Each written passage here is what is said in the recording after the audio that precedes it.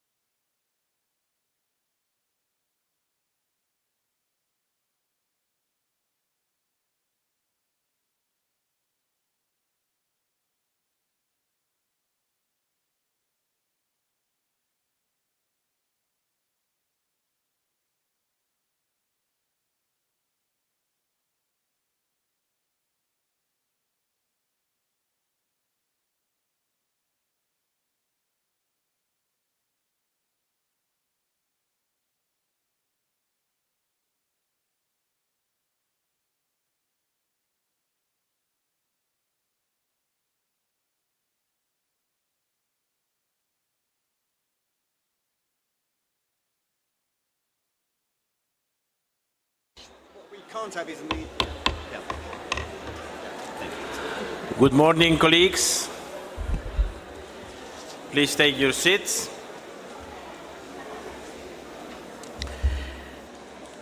Excellencies, distinguished delegates, ladies and gentlemen, I would like to call the meeting to order. I invite delegates to take your seats. Welcome to the second day of our meeting.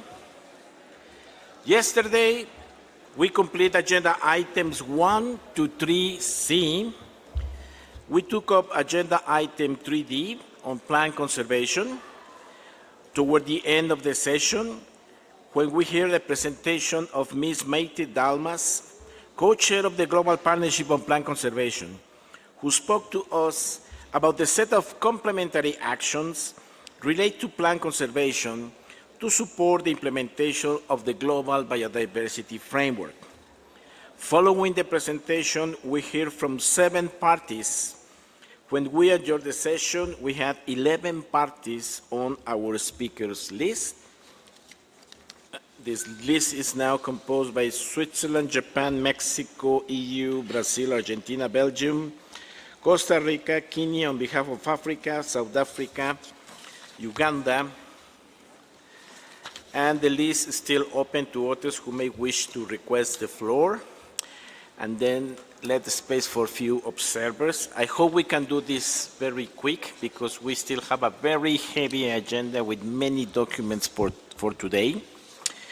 I will advise you also that it would be some media that will pass around the room for taking some images for awareness of our meeting. You know that already the meeting is public, it's been transmitted by YouTube, but it's good to have some images. So just to let you know that they will be doing the job. No interviews in particular, but just few images of this session. So let's continue with our business on this agenda item for then to hand over to my colleague Marina to continue with agenda item 4. So I give the floor now to Switzerland, followed by Japan and Mexico. Thank you, Mr. Chair. Switzerland thanks the Global Partnership for Plant Conservation for its presentation yesterday and congratulates the partnership for the successes achieved so far. Plant conservation is important for all levels of biodiversity, including for endangered species such as the small-flowered snotty gobble. Mr. Chair, we consider the draft recommendation under this item to be a good basis for discussion. In this context, Switzerland emphasizes the need for coordination with the action of the Commission of Genetic Resources for Food and Agriculture and the Treaty on Plant Genetic Resources for Food and Agriculture, and in particular with the Global Plan of Plant Genetic Resources for Food and Agriculture, and also the Joint Programme of Biodiversity in Agriculture for Sustainable Use of Plant Genetic Resources for Food and Agriculture. Mr. Chair, as Canada, the UK and others, Switzerland supports the adoption of complementary actions related to plant conservation to support the implementation of the GBF. We are of the view that indicators related to plant conservation are highly relevant for the implementation of the GBF. For this purpose, Switzerland suggests the inclusion of a new paragraph 17 bis as a recommendation by Substat-25, encouraging the ATTEC on indicators to take into account the complementary actions on plant conservation when providing technical advice on the monitoring framework for the GBF in accordance to its mandate as defined in Annex 2 of COP Decision 15/5.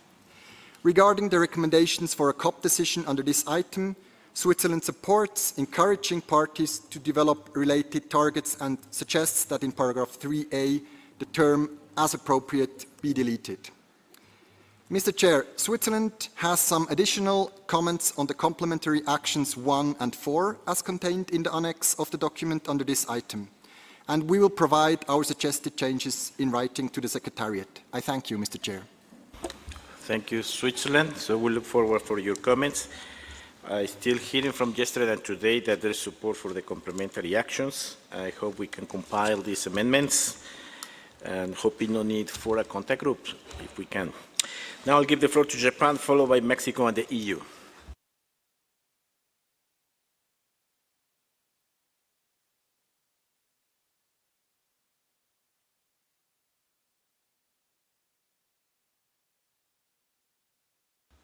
Microphone to Japan, please. Thank you, Chair.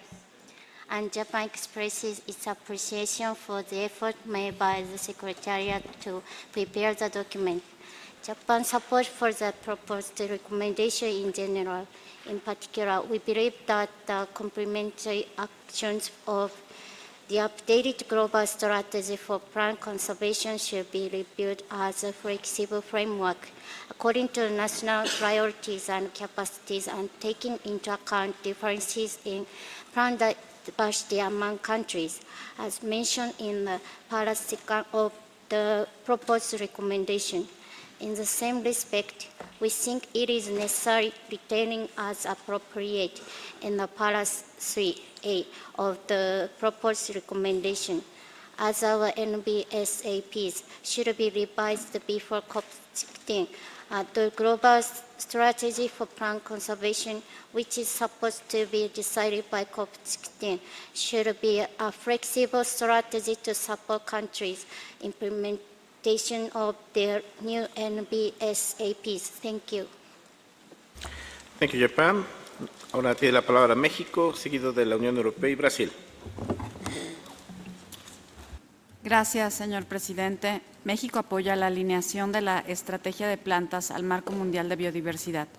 Sin embargo, consideramos pertinente que ésta aliente las acciones de conservación ex situ, que propagan artificialmente especies de plantas amenazadas como una forma de buscar medidas de cooperación que apoyen a la conservación in situ. Asimismo, consideramos que en la planificación de la conservación espacial es importante aumentar significativamente el conocimiento taxonómico y geográfico, en particular sobre las especies con datos deficientes y en riesgo que incluyan información para diversos ambientes, ya que la diversidad de plantas no es exclusiva de áreas terrestres. México expresa su apoyo en implementación de las acciones de la Estrategia Global de Conservación Vegetal en línea con el Marco Global de Biodiversidad Kunming-Montreal. Para finalizar, tenemos algunas recomendaciones puntuales para el texto que estaremos haciendo llegar por escrito. Muchísimas gracias. Buenos días a todos. Gracias, México. Buenos días. Ahora doy la palabra a la Unión Europea, seguida de Brasil y Argentina. Thank you, Chair. Good morning, colleagues. The European Union considers the global strategy for plant conservation an important tool for conservation of plant species. We welcome its update for actions beyond 2020, as well as its alignment with targets of the Kunming-Montreal Global Biodiversity Framework.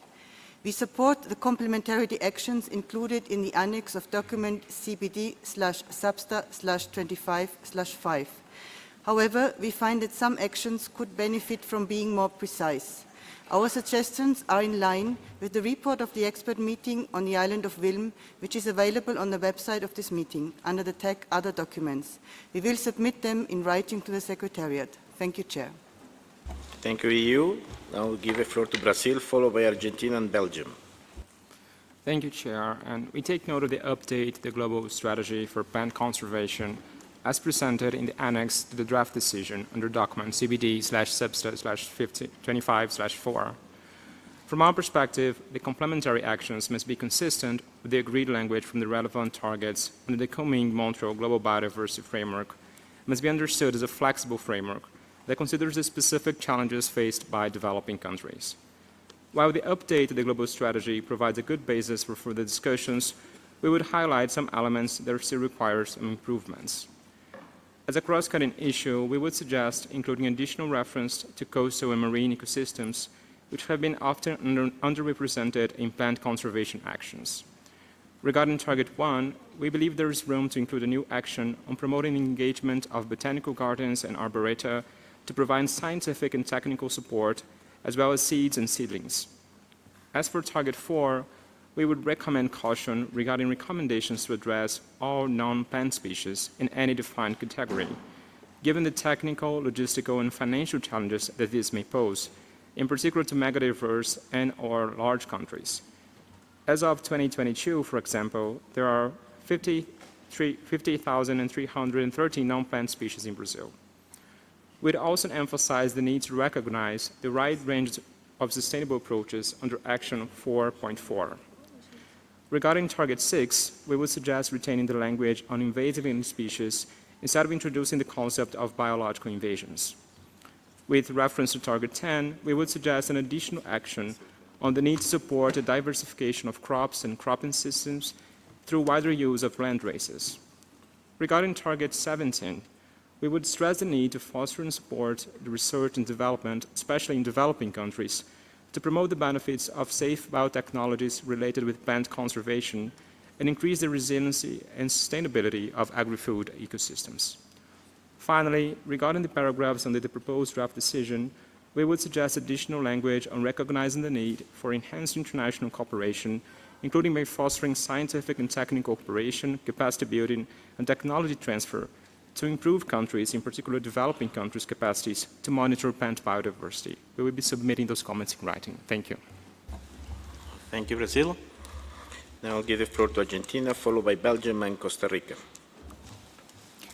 Gracias, señor presidente. La Argentina agradece la documentación preparada por la Secretaría y la actualización de la Estrategia Mundial para la Conservación de las Plantas.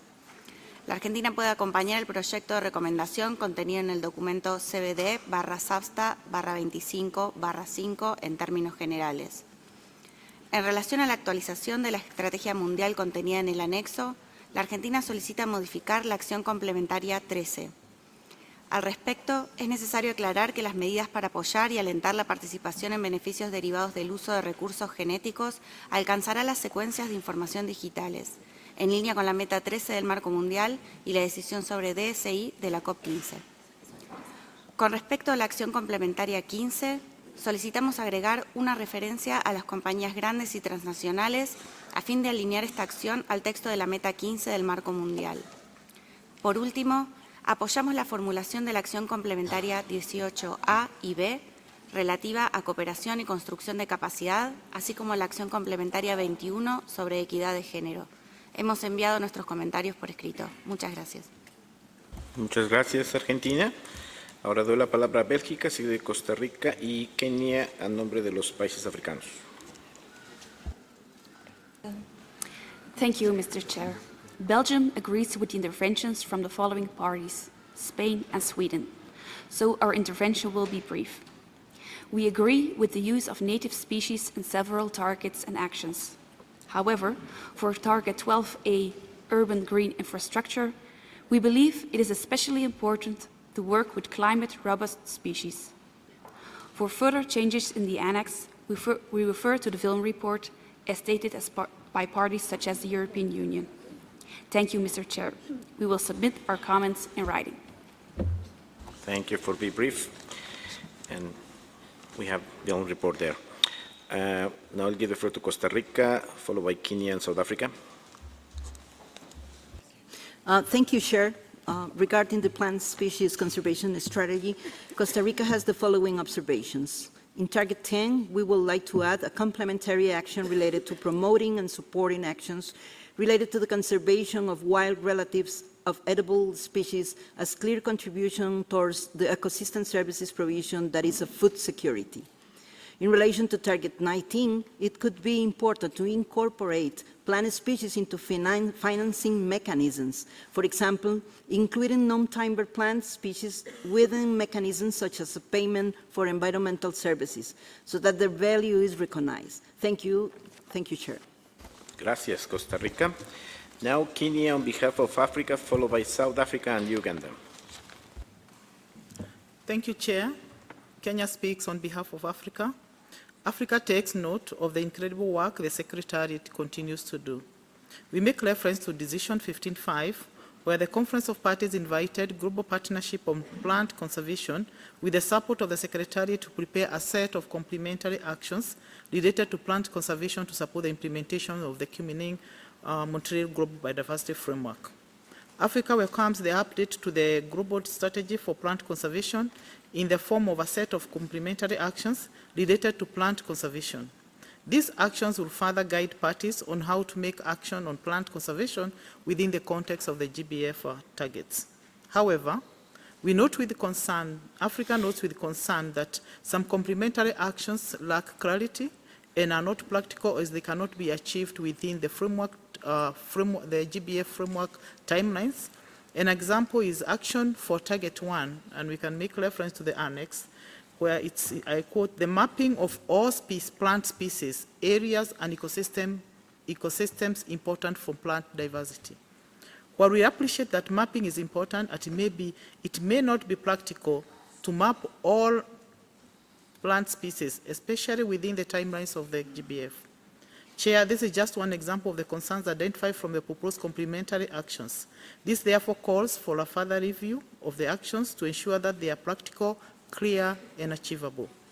Africa proposes that parties can be encouraged to explore working with certain categories of plant species, for example, endangered species, threatened species, or consider target species of conservation concern, just for example.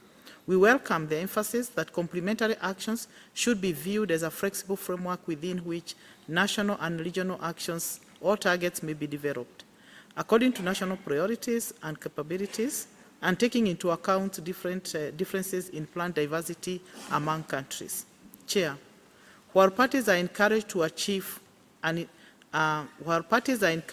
invited to develop or update national and regional actions or targets related to plant conservation and incorporate them into relevant plans, programs, and initiatives, including the NBSAPs. The actions are not smart to an extent of practicability in implementation, and this makes reference to the one example we have given of mapping all plant species. Hence, aligning the complementary actions to relevant plans will present a challenge within the time frame given. regarding invitation of relevant international and regional organizations to endorse the updated strategy and contribute to its implementation, it's Africans' understanding that implementation of the complementary actions should be party-driven. The question arises, if the proposed endorsement from the regional and other entities is not achieved, what would it mean to the implementation of the updated strategy?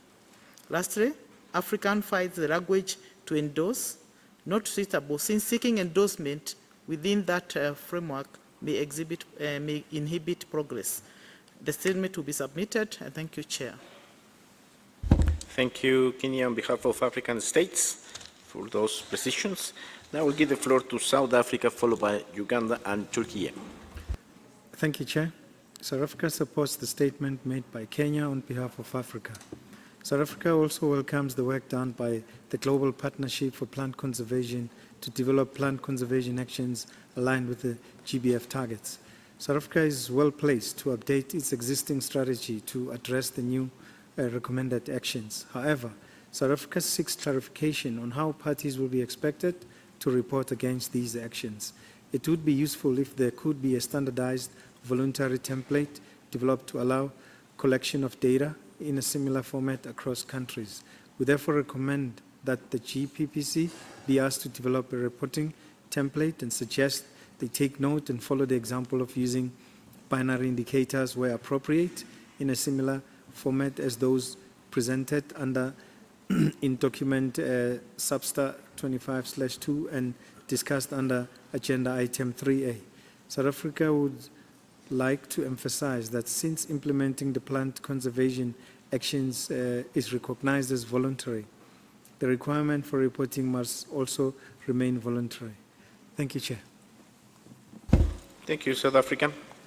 For this reminder, these are voluntary complementary actions to GSPC. Now I'll give the floor to Uganda, followed by Turkey and China. Thank you, Chair. Uganda supports the statement made by Kenya on behalf of Africa. Chair, Uganda would like to further emphasize the need for clarity in the annex on the updates to the global strategy of plant conservation in the form of a set of complementary actions related to plant conservation to support the implementation of the Kunming-Montreal Global Biodiversity Framework as raised by Kenya. Chair, on the proposed complementary action 4B for GBF Target 4 in the annex, under the plant species conservation, we propose the text to be amended to read, develop and implement recovery plans for non-threatened plant species, instead of the current one, which reads, create recovery plans for non-threatened plant species. So, Chair, the annex is good, but we think that we need just to refine it to make it more smarter so that parties can better implement it. Thank you, Chair. Thank you, Uganda, for that precision. I'll give the floor to Turkey, followed by China and Republic of Korea. Thank you, Mr. Chair. We extend our sincere appreciation for the opportunity to provide our perspective on the proposed complementary actions for plant conservation in support of GBF implementation. Our comprehensive study has led us to the conclusion that while significant progress has been made, further refinement of the actions is necessary to ensure their harmonious alignment and complementary integration with the GBF. We are pleased to note that many of our suggestions have been integrated into complementary actions such as Target 4, 12, 15, 23, and so on during peer review process. We believe that our contributions to these critical actions will add value to the global efforts in plant conservation. Nevertheless, we have found it necessary to introduce substantial modifications to certain proposed action. Specifically for targets such as targets 17 and 18 of the GBF, where no particular plant conservation action is required under these targets except to support its achievement is mentioned, we have proposed additional GSPC actions to complement the existing targets with detailed rationale. For instance, for target 17, it's important to consider that adopting biotechnology in agriculture may have effects on plant conservation. Modified crops could compete with plants for resources or impact pollinators and other wildlife. By implementing biosafety measures through an approach, we can mitigate these risks and safeguard plants.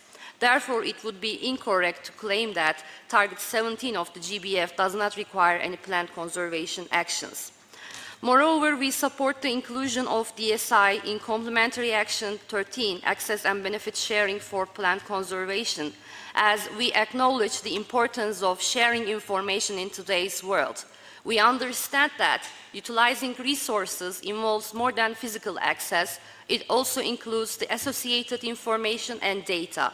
Moreover, we believe that sharing benefits derived from the use of sequence information than only physical genetic resources would promote equitable distribution among countries of origin. This inclusion has been a topic of negotiation for a decade now. Furthermore, in the era, the topic has consistently remained an item on the agenda and ultimately became an integral part of the GBF. As a result, it is essential to address it alongside the concept of plant conservation within GSPC. To be short in our intervention, if complementary actions in annex of the document be opened for interventions, we express our utmost eagerness to provide further interventions for each complementary action. We believe that this collaborative approach will significantly enhance the effectiveness and impact of the action outlined in the framework. Thank you once again for considering our input and for your dedication to advancing global plant conservation efforts. Thank you, Turkey. Let me remind you something. These are only complementary actions to what we already have on GSPC. GSPC was updated in 2010, and after a process to identify what else is additionally necessary to ensure full alignment, it doesn't mean that for every target we need complementary actions. If we don't have for some of targets, it's because it's already covered. So let's go back and read what we have already on GSPC, and we are only adding those complementary ones that we need for the alignment. In general, there's a lot of work already been done by GSPC, and it's already in the text. Just to be clear that if for some targets there is no suggestion, and the document already passed through a peer review process, is to identify only what is needed to add to what we already have on GSPC. Thank you very much, and I'll give the floor to China, followed by Korea, and then New Zealand. 感谢主席，我们非常感谢全球植物保护伙伴关系和国际植物园保护联盟以及工业秘书处的辛苦工作。我们支持对全球植物保护战略的增订。植物不仅是陆地生态系统初级生产力的最大来源，也是维持生态系统功能的基本条件。因此，保护植物多样性对于遏制全球生物多样性的丧失尤为重要。 尽管在国家报告中，缔约方对实现全球植物保护战略目标的贡献是自愿报告的内容，本次讨论的增订可以在全球层面指导和鼓励开展植物保护工作。当前附件的增订内容没有设置具体的量化目标，不同的国家可以根据自己的实际国情，参照全球植物保护战略，因地制宜的制定本国植物保护战略，或者直接采取植物保护行动，这都有将于植物保护和 昆明框架目标的实现。就中国而言，我们于2019年制定了中国植物保护战略2021到2030。今年，我们根据之前全球植物保护战略2030的讨论，我们正在进行国家植物保护战略的更新。那本次会议磋商的增订内容，相信在之后也会是我们进行参考的一个重要项目。谢谢。 Thank you, China. And I'll give the floor to Korea, followed by New Zealand and Egypt. Thank you, Chair. The Republic of Korea is working for the achievement of the GSPC and promoting cooperation among the relevant government departments and other organizations. As Canada, Germany, UK, and many other parties recognized, the Republic of Korea agrees that the efforts to achieve the GSPC are closely aligned to implementing the Kunming-Montreal GBF, and also expects that the updated GSPC can contribute to achieve the Kunming-Montreal GBF. I thank you, Chair. Thank you, Korea. I'll give the floor to New Zealand, followed by Egypt and DRC. Thank you very much, Chair. New Zealand welcomes the proposed set of complementary actions related to plant conservation as part of an updated global strategy for plant conservation, which are aligned with and will support the implementation of the Kunming Global Biodiversity Framework. New Zealand supports the proposed subsidiary recommendations and has just one edit to paragraph 3b to add a reference to also enhancing national coordination. In the annex of proposed actions, we have a small number of mostly technical edits, which we'll submit in writing to the Secretariat. But the key suggestions amongst these are in Action 1 to also refer to land use change, reflecting Target 1's focus on land use change. In Action 6A, to add references to invasive weeds and mammalian browsers. Also in Action 6A, to add a footnote on the word measures to clarify that any international measures should be implemented in compliance with the WTO agreement on the application of sanitary and phytosanitary measures and the IPPC. On Action 8B, to revise it to say that we would encourage rather than perhaps stipulate the use of native plants to also accommodate the important climate and sustainable forestry contributions of some exotic species. And in Action 11, we would refer both to ecosystem restoration as well as the restoration of ecosystem services. We also support the intervention by Switzerland on the importance of the monitoring indicators for tracking our progress in relation to plant conservation. And we support South Africa's suggestion of a voluntary reporting template, as this will help to give profile and status to the strategy and its complementary actions. We will submit these proposals in writing. Thank you very much. Thank you, New Zealand. Now I'll give the floor to Egypt, followed by DRC and NGO 244. Thank you, Mr. Chairman. This is a very, very short statement. Egypt supports completely the statement given by Kenya on behalf of African countries, and certainly we agree with you that these are complementary actions, not updating strategy. So we should take into consideration all of this. Thank you very much. Thank you, Egypt, for this brief and the clarification. I'll give the floor to DRC, followed by NGO 244 and Women. Merci, Monsieur le Président, pour la parole. La République démocratique du Congo soutient la déclaration faite par le Kenya au nom du groupe Afrique. Nous rappelons que dans le cadre de la lutte contre les changements climatiques, il est encore plus urgent de conserver la diversité génétique des plantes, à la fois in situ et ex situ. La RDC soutient donc que les rapports sur la mise en œuvre de la stratégie globale de conservation des plantes devaient faire partie intégrante des rapports nationaux et que les objectifs précédents de la stratégie globale de conservation des plantes qui sont déjà arrivés à leur échéance soient remplacés par les actions de conservation des plantes proposées dans l'annexe du document CDB SBSTTA-25. La RDC propose ainsi qu'un projet de recommandation à soumettre à la conférence des parties soit élaboré en vue d'adopter un ensemble d'actions complémentaires en lieu et place d'une stratégie autonome. Merci pour la parole. Thank you very much. Now I'll give the floor to NGO 244, followed by Women and CITES. Thank you, Chair. I'm speaking on behalf of Botanic Gardens Conservation International. Botanic Gardens Conservation International, which has 850 member institutions globally, fully supports the adoption of a set of complementary actions related to plant conservation to support the implementation of the Global Biodiversity Framework. The Global Strategy for Plant Conservation has provided an important framework for guiding the conservation work of our members and the broader global botanical community, and has achieved many successes to date.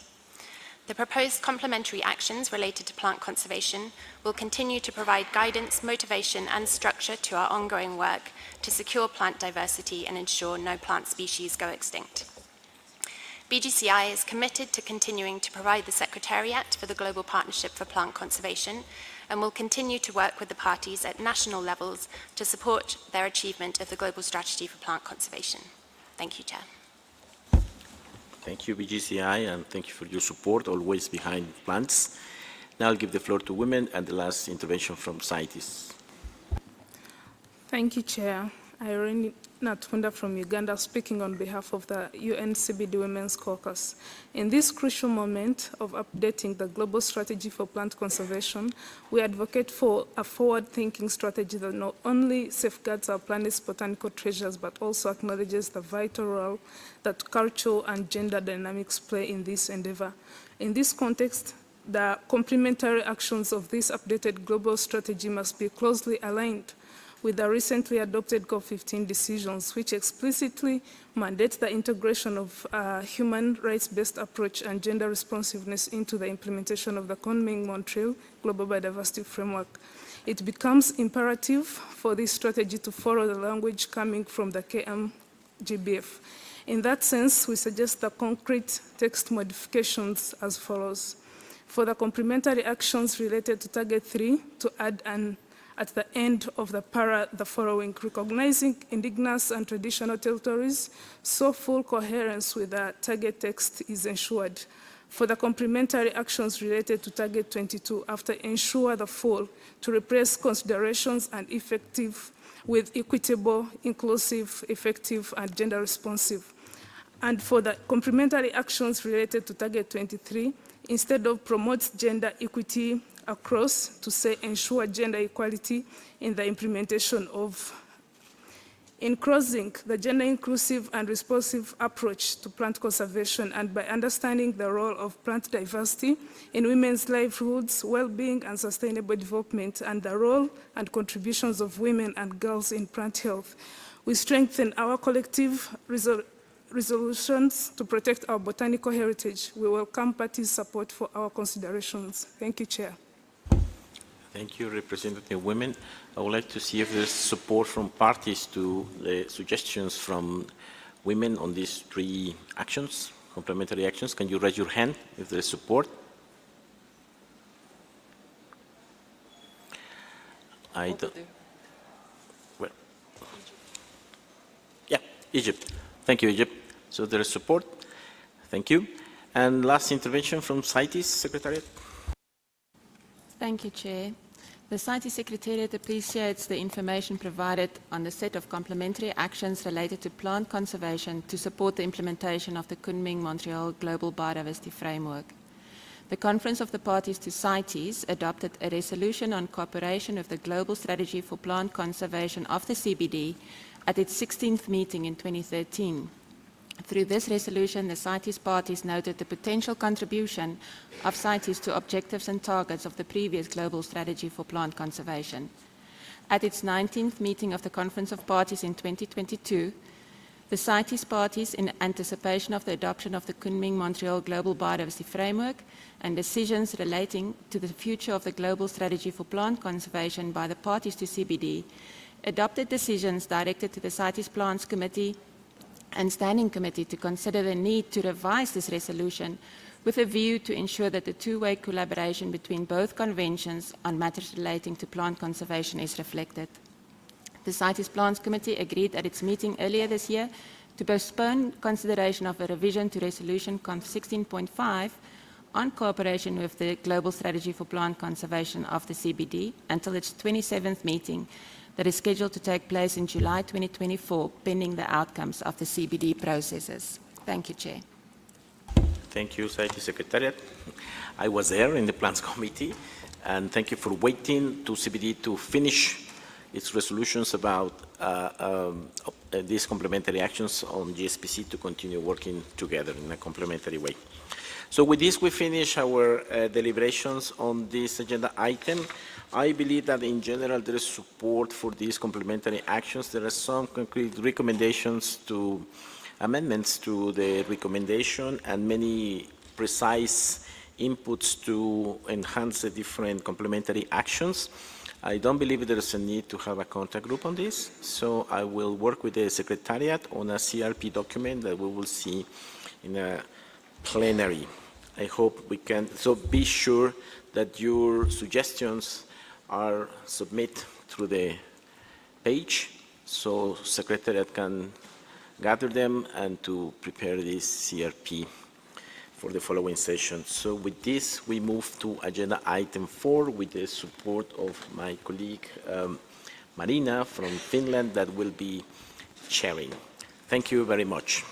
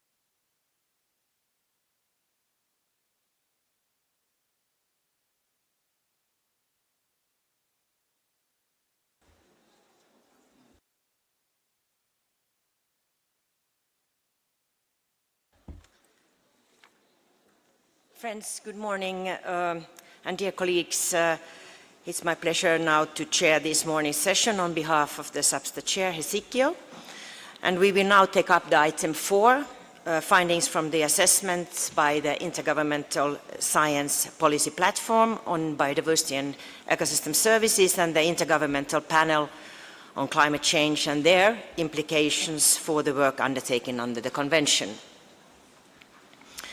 We will begin with the findings from the assessments by IPBES.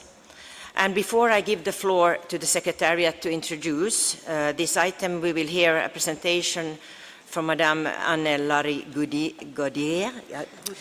Gauderie. Everybody knows I have problems with this. Executive Secretary of the Intergovernmental Science Policy Platform on Biodiversity and Ecosystem Services, who will in turn introduce presentations from an expert on each of the 3 individual assessments. Welcome, and you have the floor, Madam. Thank you, Chair. Good morning to all. So the work of IPBES and of the global assessment of biodiversity and ecosystem services in particular has provided a strong scientific basis for the design of the Kunming-Montreal Global Biodiversity Framework. And the next step for IPBES now is to inform the implementation of our framework. And so toward this end, IPBES is pleased to present today to SBSTTA-25 the 3 most recently completed assessments on the values and valuation of nature, on the sustainable use of wild species, and on invasive alien species and their control. And very importantly, SBSTTA-25 is going to prepare recommendations for a possible decision by COP16 on the use of these assessments to inform the framework by parties and others. So that's a very important moment in the life of our IBES assessments. And this past Friday, the CBD Secretariat, with support from IBES, provided a great opportunity with the convening of a workshop on these 3 completed assessments. It was a one-day attended by a couple hundreds of delegates, and it provided really a good opportunity for fruitful exchanges between delegates and our IBES experts.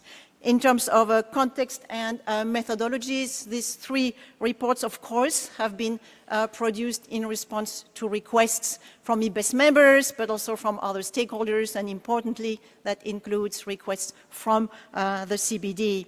And parties to the CBD have been very much part of the life of the production of these assessments. You have been, through CBD Secretariat notifications, invited to nominate experts and also, importantly, to provide comments during the external reviews of those assessments. Those are crucial to increase the policy relevance of the work of IBES and, of course, to increase the likelihood for the future use of those assessments. And quickly, on other fronts, IBES is currently busy with the production of 3 reports: the Nexus assessment, the Transformative Change assessments, and the Business and Biodiversity assessments, and all of the work that goes into it, like capacity building, indigenous and local knowledge, etc. And so, and in addition to this, 3 additional topics were just approved by the IBES 10 plenary, which just met last month. All of those new topics have also been requested by a decision from COP15, and this is 2 methodological fast-track assessments, one on monitoring biodiversity and ecosystem services, one on biodiversity spatial planning and ecological connectivity, and plans are now moving ahead for the 2nd global assessment of biodiversity and ecosystem services to be produced in 2028. And we'll be providing some additional information today at our side event at lunchtime. Thank you for your attention. Thank you, Anne. And now I then would like to ask Mike Christie, one of the co-chairs for the IPES value assessment, to give a short presentation. Or is the order, okay. Okay, please go ahead and present yourself in which order you are going to give. Sorry for that. Thank you. Thank you very much. It's my great pleasure to be with you all today, and I have the opportunity here to be the representative for the IPBES Invasive Alien Species Assessment. Through the IPBES Invasive Alien Species Assessment, which was presented to plenary last month, and thank you to everyone who was there and to everyone who's provided comments throughout the 4 years when we've been working on this assessment. And we present the most comprehensive assessment to date on invasive alien species and their control. And the evidence is unequivocal. Invasive alien species are a major threat to people and nature in all regions of the world. Within our assessment, we present evidence on 37,000 alien species. So these are species that have been moved from one part of the world to another part of the world where they would not naturally occur through human activities. It is a subset of these species that go on to establish, to spread, and have impacts on people and nature. Some of these invasive alien species have impacts just on nature, others have impacts on nature, but also on nature's contributions to people and indeed good quality of life. And we identified about 3,500 invasive alien species and 2,300 occurring on the lands of indigenous peoples and local communities. Another of the headline messages from this assessment is that current policies have been insufficient in managing biological invasions and preventing and controlling invasive alien species. So while many nations have invasive alien species included within biodiversity strategies, many do not have legislation or regulations with respect to managing or controlling invasive alien species. And many countries do not invest in the management of invasive alien species. We also know that these threats are growing. We can see on these graphs here, all of the curves are pointing upwards regarding of the type of plant or animal or where they're occurring in the world. And we anticipate by 2050, we will have a third more invasive alien species if we have business as usual. But we know things are worsening with climate change, with land and sea use change, and so for sure, we will see a worsening with invasive alien species if we carry on with business as usual. However, we really hope this assessment is one of hope and that ambitious progress in management of invasive alien species and biological invasions is achievable and can be through integrated governance. And we present through the assessment a number of strategic actions that could be potentially taken to advance and progress in our management of invasive alien species. So just to summarize, the Invasive Alien Species Assessment is the first comprehensive global report on invasive alien species and their control. There is compelling evidence for immediate and sustained action, and indeed this is urgent. With sufficient resources, long-term commitment, preventing and controlling invasive alien species are attainable goals that will yield significant benefits, long-term benefits for people and nature. The findings of the Invasive Alien Species Assessment will be of value for assessing progress and informing action towards Target 6 of the coming Montreal Global Biodiversity Framework and will support many sustainable development goals. And I really hope that the IPBES assessment report on invasive alien species will be informative for all of you here at SBSTTA-25, but also that the expert team who are incredibly committed to ensuring that this assessment really has the best possible effect will be able to support priorities in addressing outcomes to combat invasive alien species everywhere. So thank you very much. Thank you, Helen Roy. And now, yes, applause.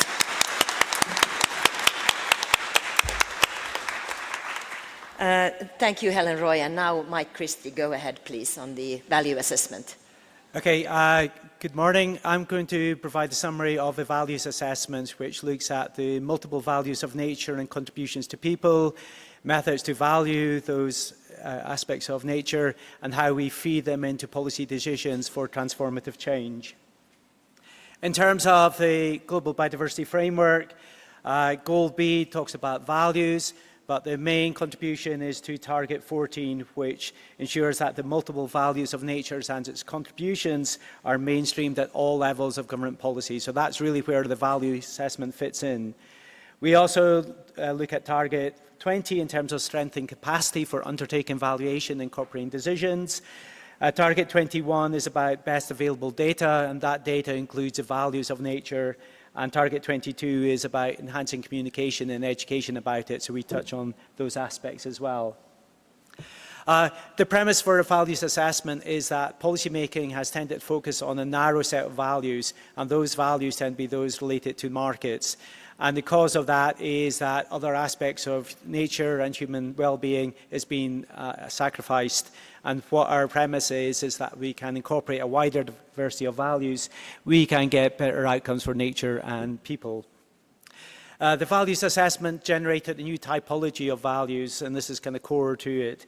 And that typology recognised different worldviews and knowledge systems, so that of Indigenous people and local communities.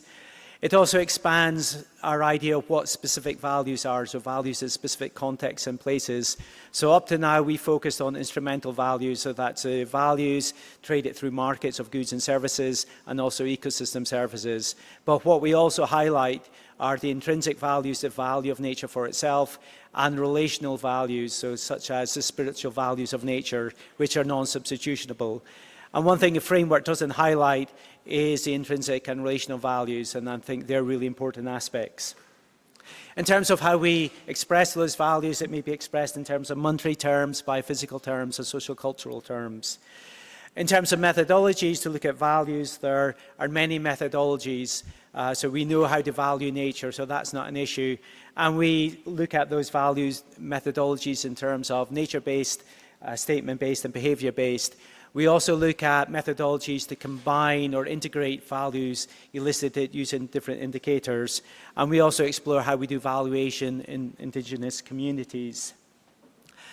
We also explore institutions, so not just formal institutions, but also the informal institutions such as civil society. And again, those institutions currently are based on a narrow set of values, and if we want to be more sustainable, we have to incorporate a wider set of values within those institutions. We also look at pathways for transformative change to sustainable development, and we can look at, on the right there, the business as usual, where currently we're only really accounting for those instrumental values, but there are other pathways to development, such as degrowth, earth stewardship, green economy. And what those different pathways do is they try and capture the whole diversity of values, and a lot of those values are aligned to sustainability, and it's only that way can we lead to more sustainable outcomes. We also look at leverage points for undertaking valuation.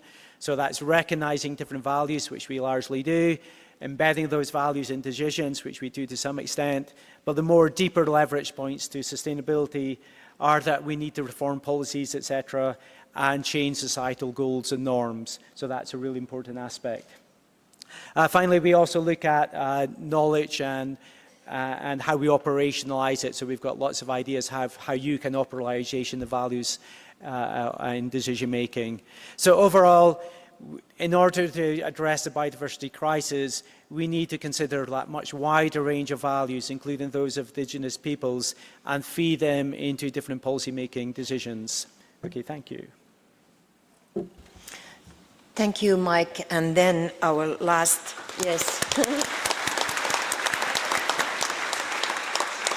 And then the last presentation is by Marla Emery. Thank you, Chair. The work of the IPBES assessment report on the sustainable use of wild species makes it clear that sustainable use of wild species is critical for people and nature. This and other key elements or other key findings of the sustainable use assessment are broadly relevant to the work of the Convention and to the Global Biodiversity Framework, but I want to just lift up here in particular sections B and C and targets 4, 5, 9, 10, 22, and 23. Billions of people throughout the global north and the global south rely on uses of wild species. 1 in 5 people rely on wild species for food and income, and some 2.4 billion people rely on wild species as sources of energy, for fuel wood, for cooking. Thus, it is clear that sustainable use of wild species supports, among other things, food security and human health and well-being. Equally important, sustainable use of wild species is essential for reversing biodiversity decline.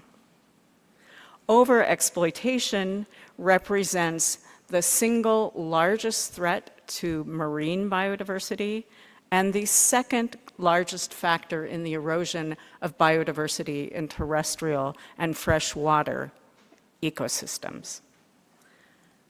However, the evidence clearly shows that effective management can lead to conservation of wild species and the habitats in which they occur. And there are examples from every global region in which this is the case.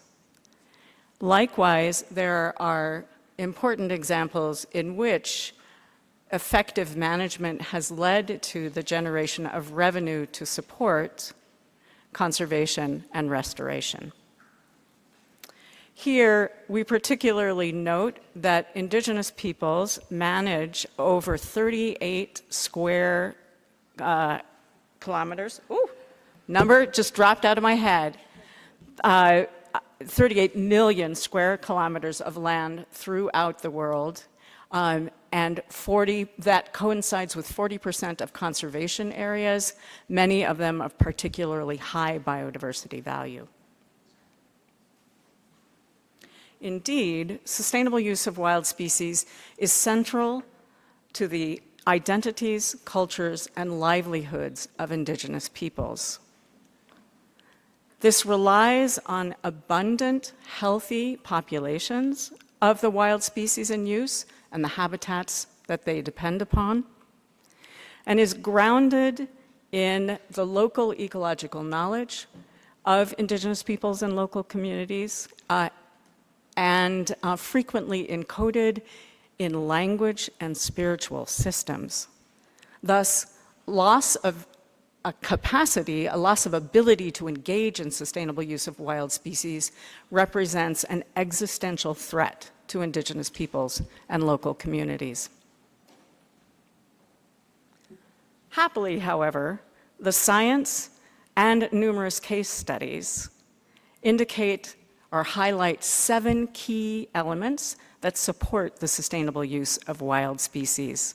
And if you will forgive me, in order to speak to you about them, I am going to have to turn and look at the screen. These include inclusive participatory decision-making that takes on board multiple language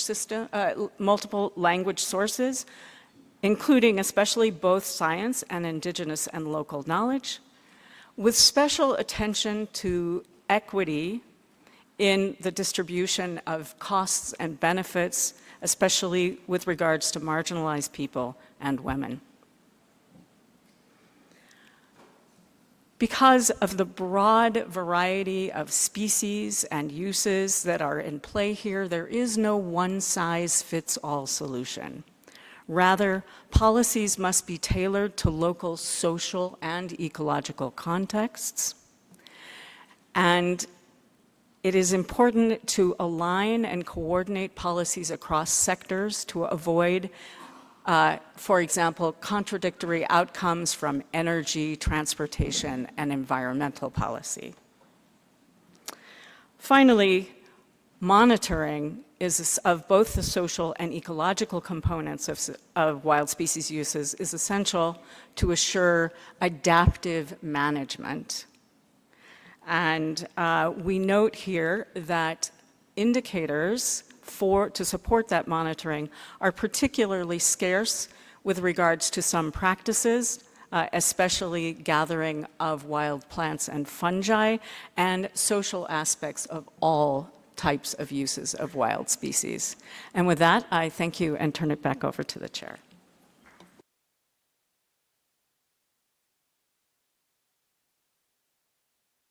Yes, thank you all. Great presentations. And also thanks to all the scientists behind these assessments and work.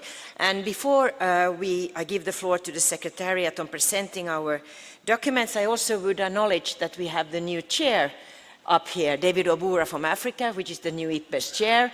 I think we give a round of applause to him as well.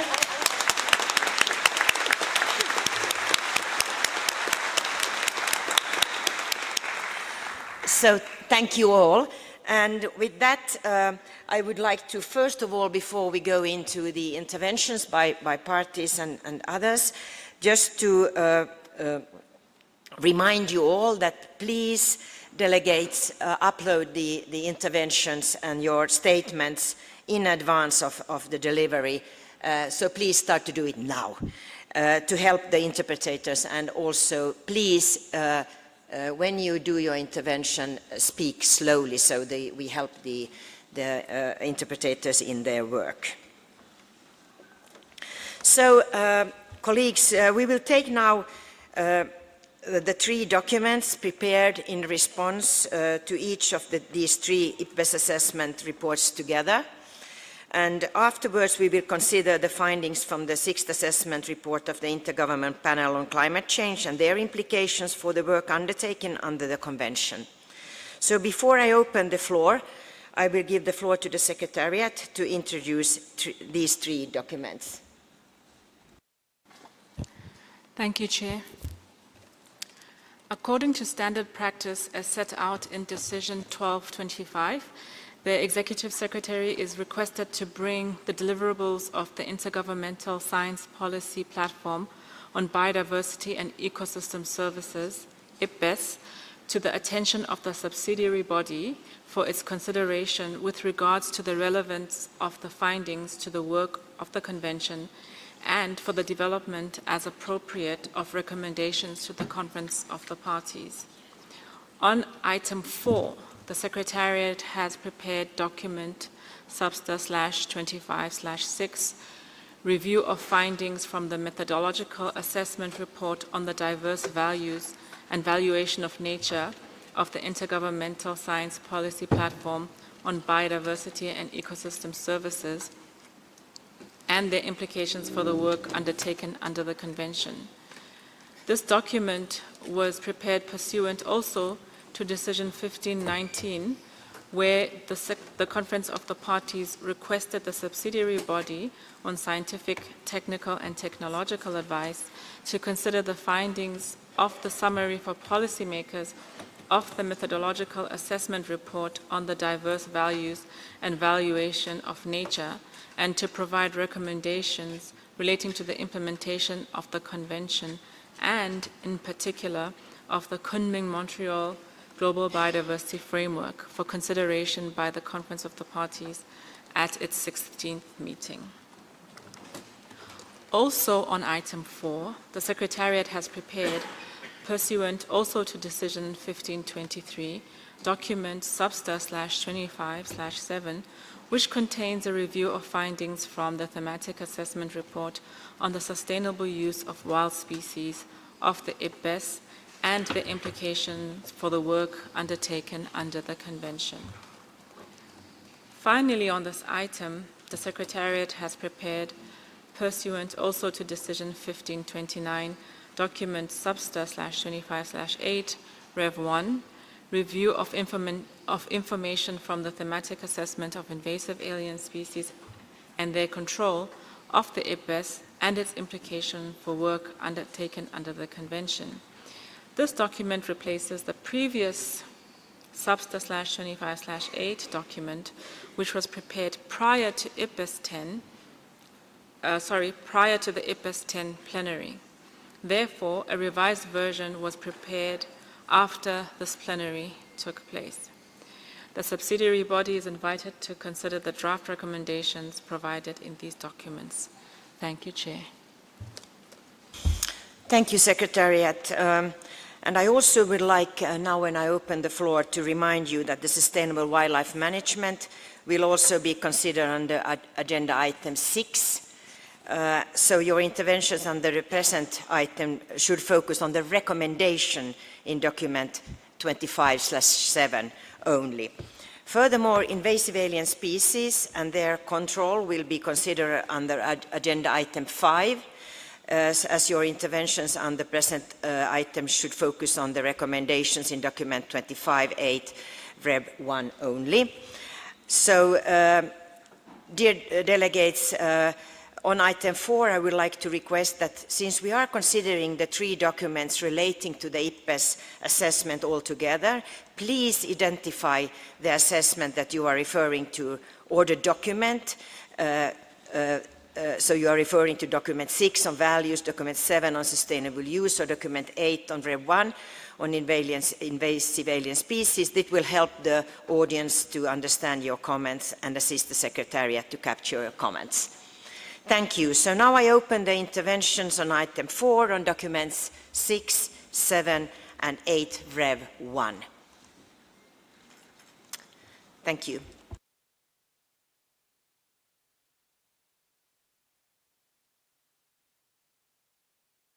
So I will ask the technician to give 3 minutes to each intervention.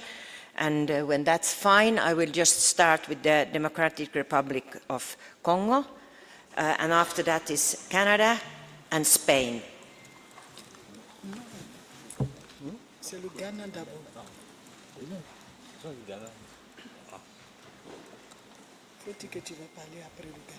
Congo, you have the floor, please.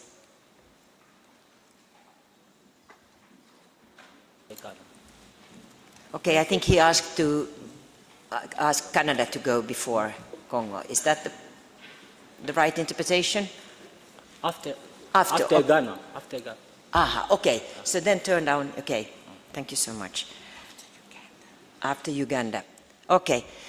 Congo speaks after Uganda. Canada, you have the floor, followed by Spain. Thank you, Chair. Canada recognizes the important role that the IBES plays in developing, sharing, and transferring knowledge for biodiversity, and would like to encourage the CBD to continue making suggestions for the work program of the IBES to help ensure its policy relevance and to continue recognizing and utilizing the work of the IBES. Canada wants also to express its appreciation to the Secretariat for the analysis of the BES assessment and the IPCC report. The documents provide valuable analysis and relevant linkages for the work undertaken under the Convention. Canada supports welcoming the BES assessment and the 6th assessment report of the IPCC. However, Canada notes that the documents and recommendations discussed under item 4 have strong links with other agenda items. So Canada would prefer to address subject matter under the appropriate agenda item at Substa and or other future CBD meeting as appropriate, and that diving into subject matter under the IBES item may not be the best way to proceed. As an alternative approach to Substa recommendation on the assessments and reports, Canada could propose that Substa 1 welcomes the various assessments completed, 2 encourages party and other to consider their key messages when updating their national biodiversity strategy and action plans and implementing them to achieve the Kunming Montreal GBF, and 3 requests the Secretariat to ensure that their subject matter be highlighted in the context of future CBD discussion on each specific subject.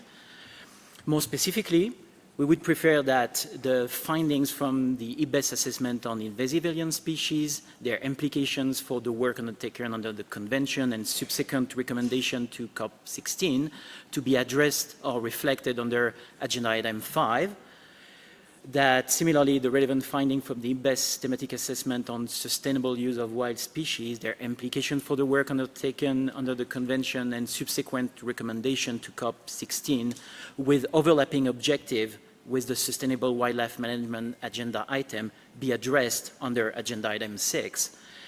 And finally, that the finding of the 6th assessment report of the IPCC listed under the Agenda Item 4 to be moved under Agenda Item 7 and reflected in the Substat decision as well as in the draft COP16 decision under that agenda item. Canada will provide the detail of its suggestion to the Secretary in writing. Thank you, Chair. Thank you, Canada. Then we have Spain, followed by the European Union. Spain, you have the floor. Muchas gracias, señora presidenta. España valora muy positivamente la labor de IBES y sus evaluaciones. Tanto las recientes evaluaciones como las que están por venir aportan una revisión sólida de la mejor base de conocimiento en cuestiones esenciales para la implementación del Marco Mundial de Biodiversidad. Por ello, apoyamos firmemente la consideración de los resultados de IBES para el trabajo del convenio. En relación con la evaluación metodológica de los diversos valores y valoración de la naturaleza, España desea recordar los valores establecidos por el convenio en sus inicios y declarados en su texto original. Queremos enfatizar que el reconocimiento de diversos sistemas de valores y conceptos es una cuestión transversal muy importante para la implementación del convenio y en particular para el Marco Mundial de Biodiversidad.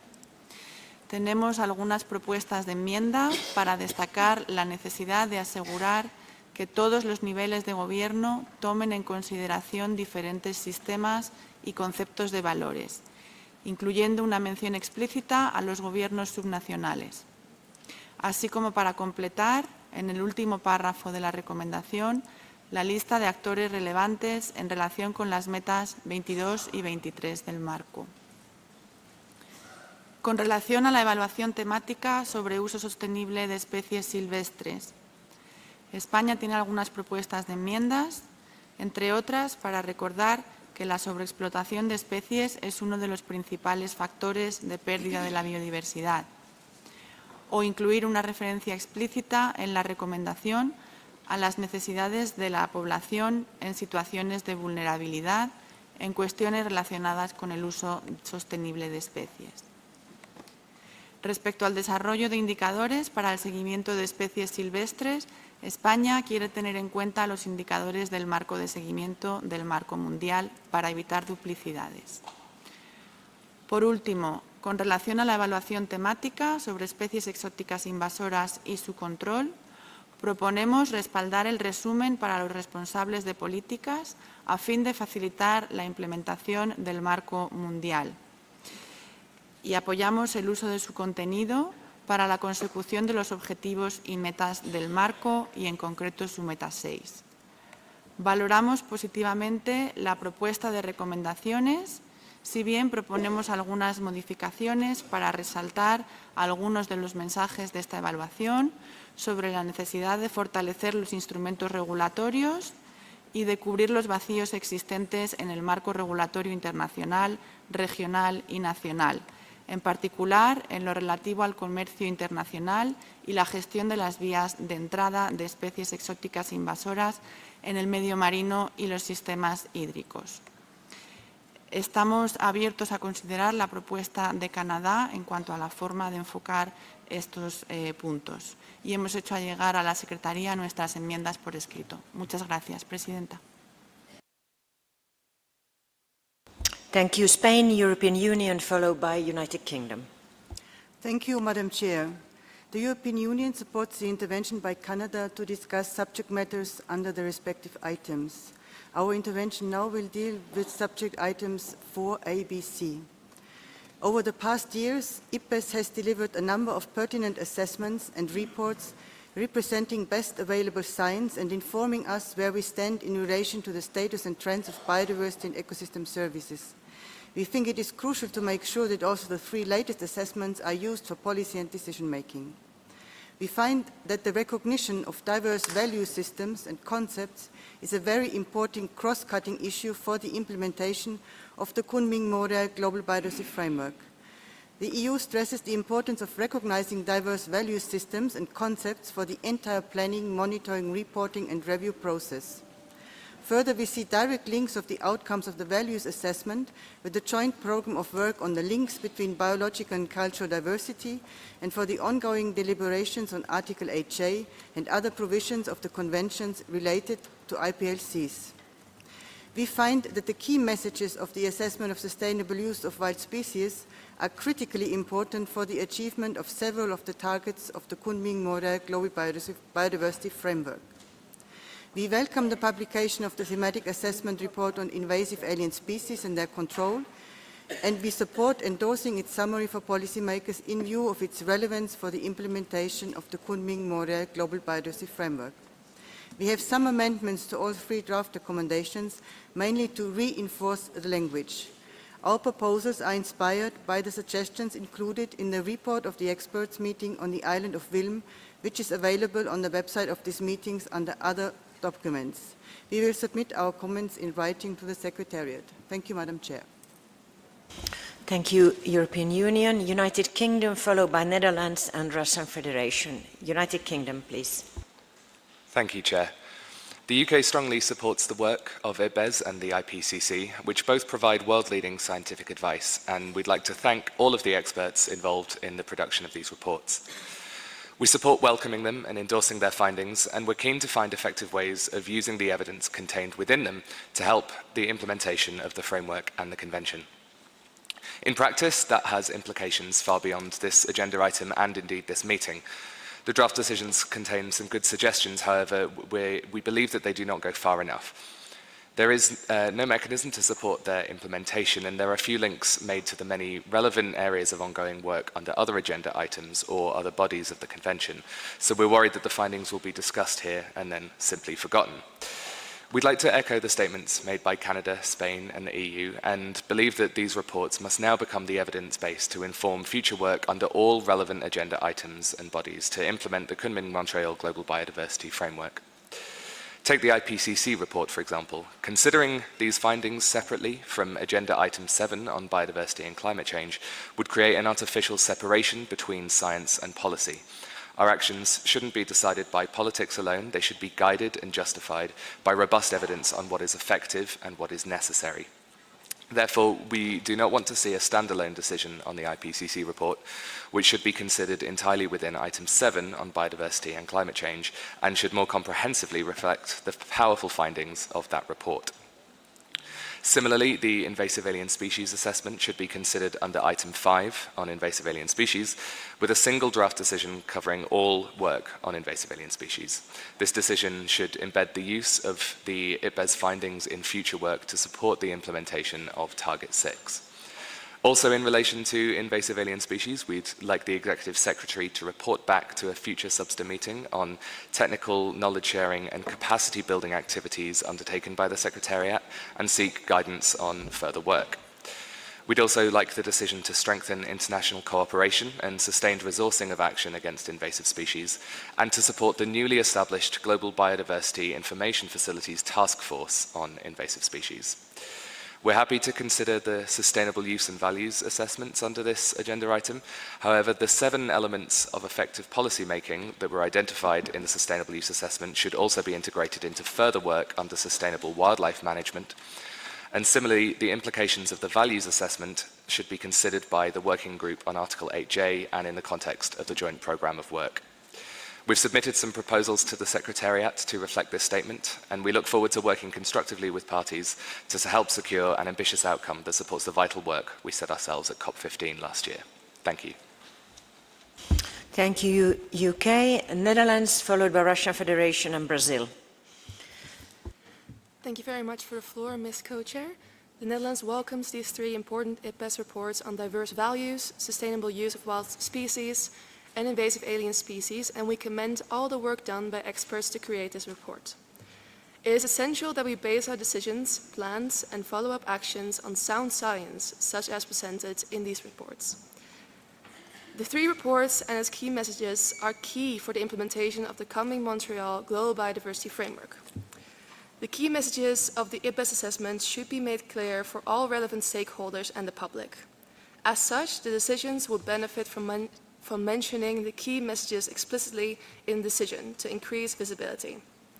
Specifically, for the decision regarding the recently adopted assessment on invasive alien species, the Netherlands underscored the importance to strengthen regulations, not only at the national level, but also at the regional and international level. Secondly, the Netherlands regards it key to increase public awareness of the threats and impacts of invasive alien species, and would therefore like to see this reflected in the decision. We will send our comments in writing. Thank you, Chair. Thank you, Netherlands. And then we have Russian Federation, followed by Brazil and Colombia. Доброе утро. Спасибо, госпожа председатель. Хотим еще раз отметить огромную работу, проделанную экспертами ИПБЕС по подготовке 3 очень интересных и очень полезных глобальных оценок. Считаем это крайне важной работой и поддерживаем тесную кооперацию между конвенцией и межправительственной платформой. Мы будем заинтересованы рассмотреть предложение, сделанное Канадой. Нам оно кажется очень логичным, потому что часть рекомендаций, которые содержатся в 3 документах. Russian, there is no translation at the moment. Please, interpreters, do we get... Okay, maybe I switch to a easier language for some others. So I think that the part as related to our general support to IPBES and actually cooperation between convention and platform was actually translated already. So I just moved further saying that we are happy to consider option suggested by Canada, because we see it a very logical step forward.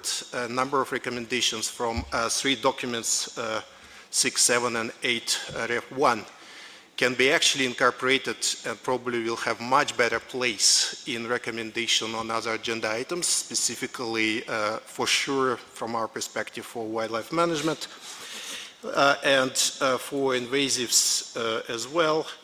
As related to documents, first of all, our suggestion is to consolidate 3 documents into 1. We don't see the need to have 3 separate recommendations coming from SBSTTA. I think that some elements of potential recommendation was also provided by Canada, and we can go along this line. And if we consolidate, there are many absolutely similar elements in 3 documents, so that will help us to reduce the repetition and make it much shorter and much more clear. The first paragraph for us will be actually welcoming 3 assessment and key messages. We are not ready to endorse any of those messages. We don't think it's actually appropriate for this level of recommendations actually to endorse messages from assessments which subject to really different interpretation and different use in different countries based on circumstances. And again, paragraphs are all the same in consolidated documents. That will looks much easier and much better. For document 6, there is actually a paragraph referring to paragraph 4, I think, for the renewed commitments, and also refer to the 8J program of work. We see that a reference to the process to develop new 8J program is redundant, as actually the recommendation, if you read it, is a recommendation, a draft recommendation of COP. We very much believe that the new 8J program will be adopted by COP16. So there is no reason to say that welcome the process which already will be completed in 3 weeks in Geneva. So it's a redundant element if it's need to stay, but we definitely welcome to renewed commitments for the joint program of work. So we sent the written proposals, and again, happy to work with those who like to move some elements under other agenda items. And again, we strongly ask for consolidated document if it stays specifically for best assessment. Thank you. Thank you, Russian Federation, and please keep your interventions to 3 minutes. I really plead for that. Brazil, Colombia, and then we have Ghana. Brazil, you have the floor. Thank you, Chair. And Brazil welcomes the recently published IPBES assessments, and we commend the work of the IPBES Secretariat and all the experts involved in those assessments. Regarding document 25/6, we would suggest a nuanced approach towards the recommendations under paragraph 7, as the IPBES values assessment recognized that given the diversity of social, economic, and ecological contexts, there is no one-size-fits-all valuation method, and available valuation methods may be adapted to address local realities. We'd also suggest a more concise language to paragraph 7c as follows. Support participatory processes to promote different sustainability pathways, which we believe is more consistent with CBD's mandate and the 2030 Agenda for Sustainable Development. With regards to document 25/7, we would highlight that the monitoring of wild species is resource-intensive and may require more support and investment to overcome the existing capacity, financial, technical, and institutional challenges which are more pronounced in developing countries. In this regard, we would stress the importance of community-based monitoring as an effective tool to address monitoring needs. Furthermore, we would emphasize the need to support policies that consider levels of poverty, inequality, and food insecurity across groups in vulnerable situations that rely on the sustainable use of wild species. At the same time, we would express some concern regarding paragraph 4.g, as we understand is out of the mandate of the Convention to address all technological developments. Regarding document Substa 25/8, additional emphasis is needed on the need to ensure the availability and accessibility of information and means of implementation, in particular to developing countries. The IPBES assessment has clearly recognized that additional efforts and cooperation are particularly needed to improve data collection in Africa, Latin America, and the Caribbean, and Asia.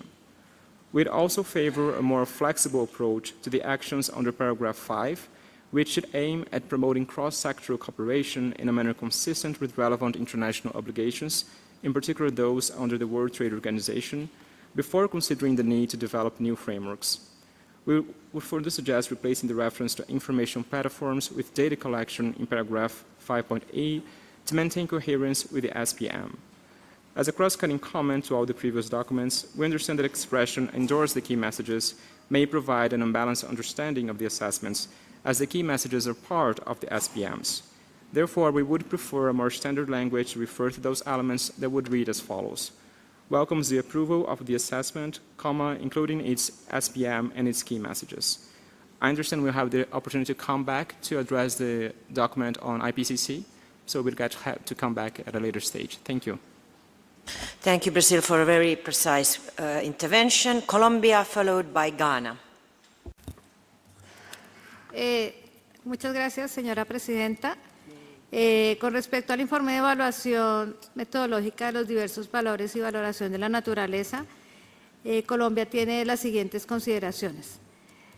Primero, es importante siempre evaluar y analizar y articular la valiosa visión que muchos pueblos indígenas y comunidades locales, que en Colombia incluyen pueblos indígenas, negros, afrocolombianos, raizales, palenqueros y rom, puedan tener sobre aspectos relevantes donde se compromete el manejo y la salud de los ecosistemas y las especies.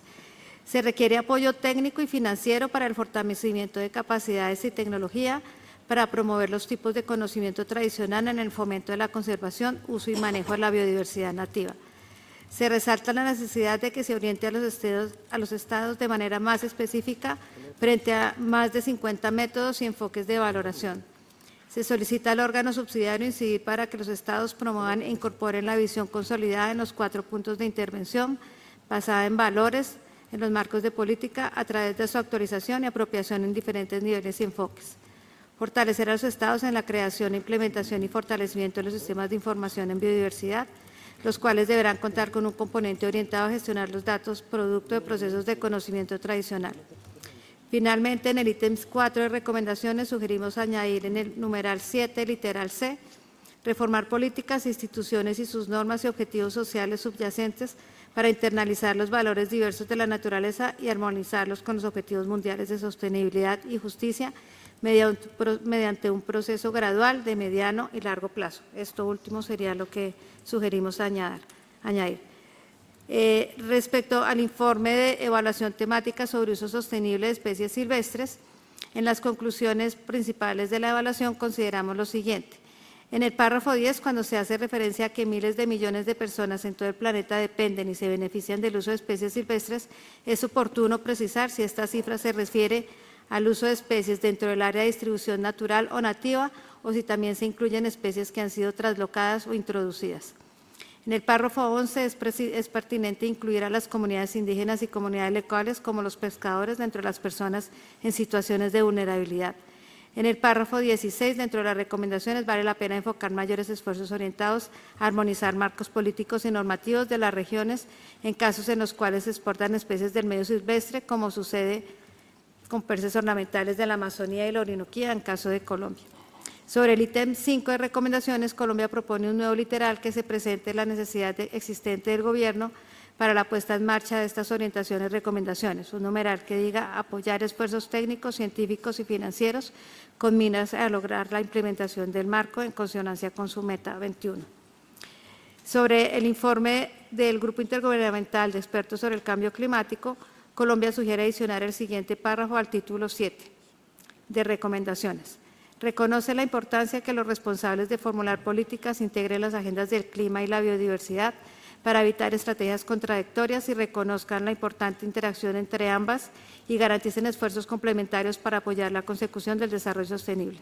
Esta interconexión debe ocupar un primer plano cuando las partes emprendan la revisión de sus estrategias y planes de acción nacionales en materia de biodiversidad. Los demás comentarios detallados se enviarán a la Secretaría. Muchas gracias, señora Presidenta. Thank you, Colombia. Then we have Ghana, followed by Egypt and Gabon.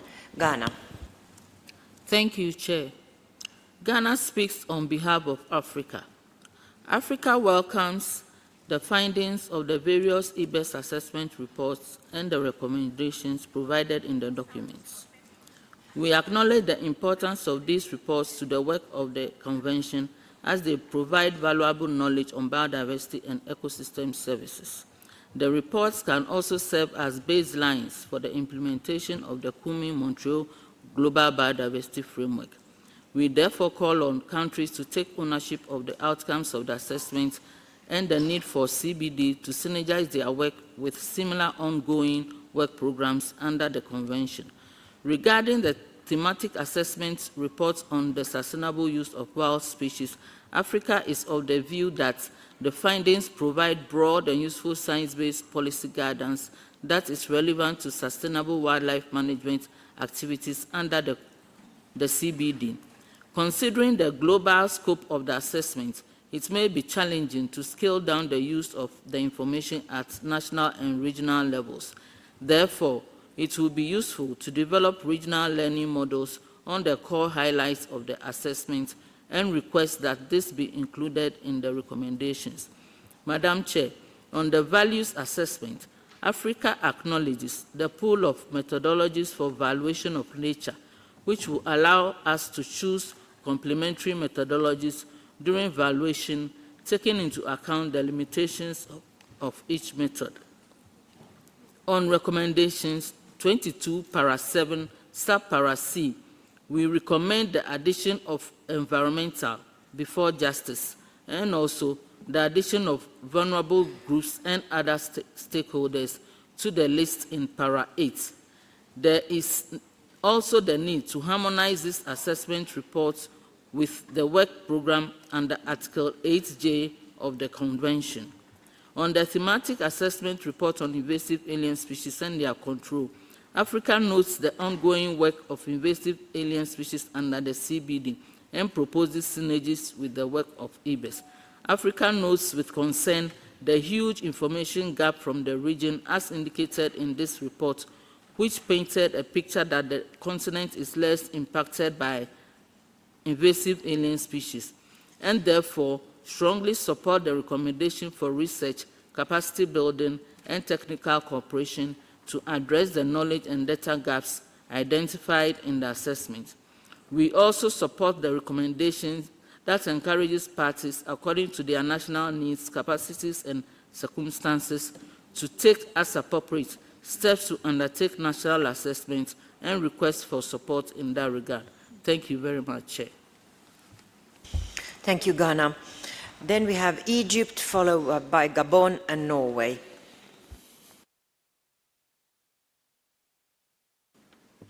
Thank you, Madam Chair.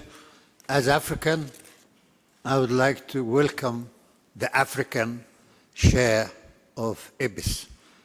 This is the first time that Africa is very proud to have an African person to share IBIS. I don't need to say much about IBIS work over the last 10 years, where 11 documents or assessments were made. But for the sake of time, Egypt supports fully the statement given by Africa, on behalf of Africa, as well as previous statements, especially Canada, Spain, UK, EU, and others, because they cover most of the time, of the issues.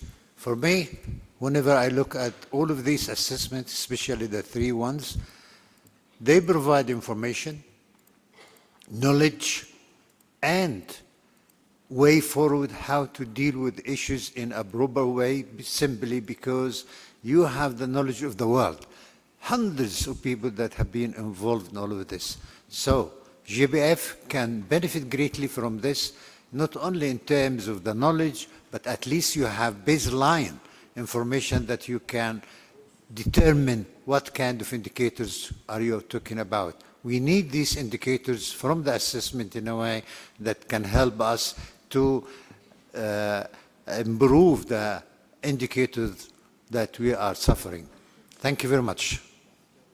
Thank you, Egypt. Then we get to Gabon, followed by Turkey and Norway. Merci, Madame la Présidente, pour la parole.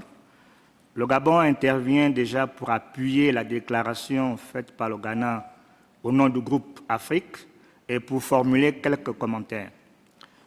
Le premier commentaire concerne l'ensemble des évaluations faites par IPBES et notamment l'énorme déficit d'information constaté dans certains rapports, notamment celui relatif aux espèces exotiques envahissantes.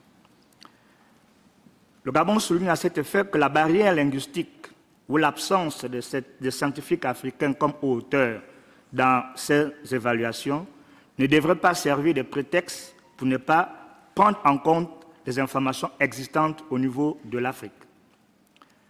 La non-prise en compte de ces informations existantes en Afrique fait en sorte que nous ne pouvons pas intégrer les résultats de ces évaluations dans les processus nationaux de mise en œuvre de la CDB.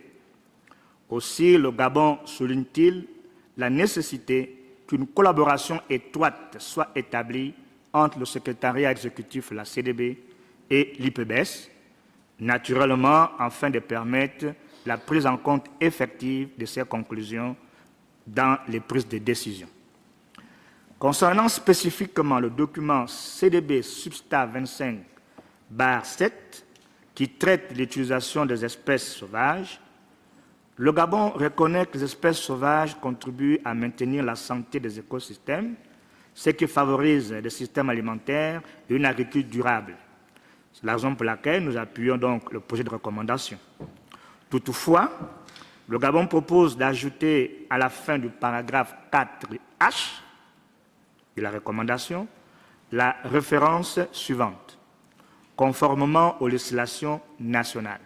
Dans cette référence, nous demandons qu'on puisse ajouter à la fin du paragraphe 4H parce que nous estimons que les législations d'accès aux terres et aux forêts varient d'un pays à un autre. Merci, Madame la Présidente. Thank you, Gabon. Then we have Turkey, followed by Norway and Switzerland. Thank you. Turkey will give a general statement for the documents with our appreciations. We firmly believe that recognizing the values associated with nature is essential for achieving development and conserving biodiversity. We fully endorse the messages outlined in the assessments. These messages emphasize principles and guidelines that should shape our actions in terms of conserving biodiversity. In Turkey, we recognize that different cultures and knowledge systems shape people's relationship with nature, influencing their values and perceptions of biodiversity. Therefore, we support initiatives that strengthen these connections between cultural diversity. We support that parties, governments, relevant organizations, and stakeholders to utilize these assessments information when implementing both the Convention on Biological Diversity and the coming Montreal Global Biodiversity Framework. We strongly believe that these findings offer insights for shaping national strategies and action plans regarding biodiversity. In accordance with the recommendations of the documents, Turkey is fully committed to enhancing our capacity to consider and incorporate the assessment's findings in our implementation processes. Collaborative efforts and capacity building play a role in achieving biodiversity conservation. Turkey places emphasis on inclusivity when it comes to decision-making processes related to biodiversity. We fully support the participation of peoples, women, youth, and individuals with disabilities as outlined in Targets 22 and 23 of the framework. We also support the items on the documents related with invasive alien species, wildlife, and climate change, and ready to be in cooperation with parties and other relevant stakeholders. To be more effective on these items, we should promote raise awareness at all levels about the values associated with nature and support prioritizing nature-based solutions. We should develop more monitoring plans, measures, and indicators to evaluate how well we are recognizing and incorporating the aspects of nature's value into decision-making processes. It is important to assess the effectiveness of our policies and initiatives in achieving our goals for conserving biodiversity and promoting sustainability. In conclusion, Turkey reaffirms its dedication to the principles and suggestions outlined in these documents. We believe that recognizing and respecting nature's value is crucial for attaining the objectives set by the Convention on Biological Diversity and GBF if the assessment is implemented nationally. We eagerly support integrating these values into national policies and practices for the betterment of both people and nature. Thank you. Thank you, and then we give the floor to Norway, followed by Switzerland and New Zealand. Thank you, Madam Chair. Norway recognizes the great value of IPBES and the excellent complementarity between IPBES and the CBD. We highly appreciate that the Substa systematically assesses the reports coming from IPBES, which represent the best available knowledge on the various themes, and based on these make relevant recommendations to the COP. We also appreciate that IPBES continues to deliver important products and are planning new assessments that will be crucial for the implementation of the Global Biodiversity Framework and which directly responds to the calls of the CBD. Such as the development of a second global assessment of biodiversity and ecosystem services and the methodological assessment on monitoring biodiversity and nature's contributions to people, amongst others. We find all the assessments presented to be important and of great value to CBD's work and welcome and support all recommendations to strengthen, include and actively use the scientific findings, results and recommendations from the assessments. We agree with many interventions on the need for strengthening the linkages between the reports and the CBD decisions even further. When it regards the value report, we find that the main underlying cause of the global nature crisis is the narrow way we value nature in political and financial decision-making, if we value it at all. The key to solving the nature crisis is closely connected to valuation of nature, and we have established that transformational change is needed to solve the nature crisis. We therefore support an approach for making more use of the findings from the IPBES report on diverse values that encompasses, informs and undergirds all efforts within all the targets of the KM framework. Finally, we also welcome the publication of the 6th assessment report of the IPCC and note with appreciation the outcomes. We agree with several of the parties that the main findings could be incorporated into item 7 on biodiversity and climate change in order to enhance its visibility and strengthen the link between biodiversity and climate change, and through this, the coming COP decision on the issue. We look forward to further discussing substance and the practical implications for CBD's work of 3 of these reports in the agenda item 5, 6 and 7 later today. Thank you. Thank you, Norway. Then we have Switzerland, followed by New Zealand and Sweden. Thank you, Madam Chair. Switzerland welcomes the Secretariat's thorough analysis under this item of the so far completed assessments of IPBES and their relation to the work of the CBD and the GBF. We support the proposed recommendations under this item contained in the documents 6, 7 and 8, and we support discussing them under this item. A substantive discussion on the IPBES assessments under a dedicated item on the work of IPBES emphasizes, in the view of Switzerland, the importance of IPBES for the work of the CBD. In addition, and as suggested by the UK and others, Switzerland supports including relevant results from the recent IPBES assessments, including the related key messages of the summaries for policymakers under the relevant other items of Substat-25. To conclude, Madam Chair, similar to Norway, we think it is important to welcome under the CBD all relevant decisions by IPBES 10, including the ongoing Nexus and Transformative Change assessments and the recently scoped IPBES reports on business and biodiversity, spatial planning and connectivity, and the fast-track assessment on monitoring. IPBES 10 also decided to undertake a second global assessment to be completed by the second quarter of 2028. These assessments will prove very valuable in the implementation of the GBF and the CBD work in general. Madam Chair, we will come back on the IPCC at a later point. I thank you.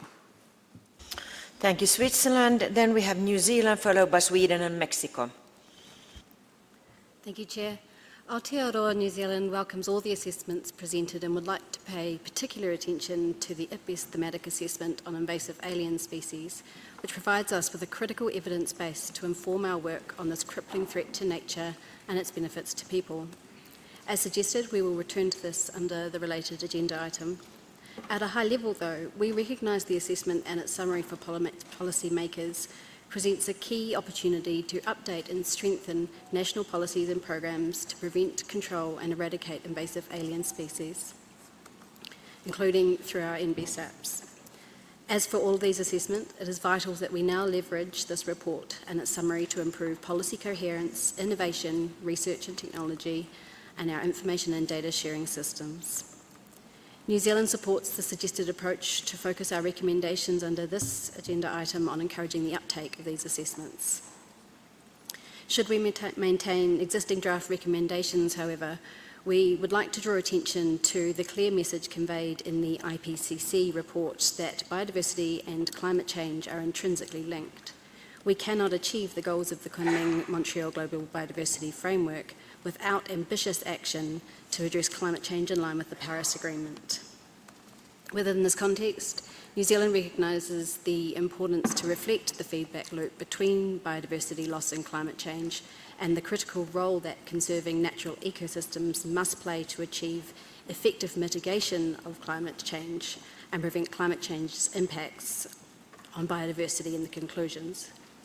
We consider this as a missing element in the draft recommendations proposed and have a text suggestion to this effect which we can provide in writing to the Secretariat. Thank you. Thank you, New Zealand, Sweden, followed by Mexico and Tonga. Please, when some party has done or said that what you also want to say, please refer to them, and then we win a little bit time because we are really under time pressure here on the podium. Thank you. Thank you, Chair. Sweden welcomes the assessment reports of the Intergovernmental Science Policy Platform on Biodiversity and Ecosystem Services and their summaries for policymakers presented to this meeting, which provide important scientific contributions to the implementation of the Kunming-Montreal Global Biodiversity Framework.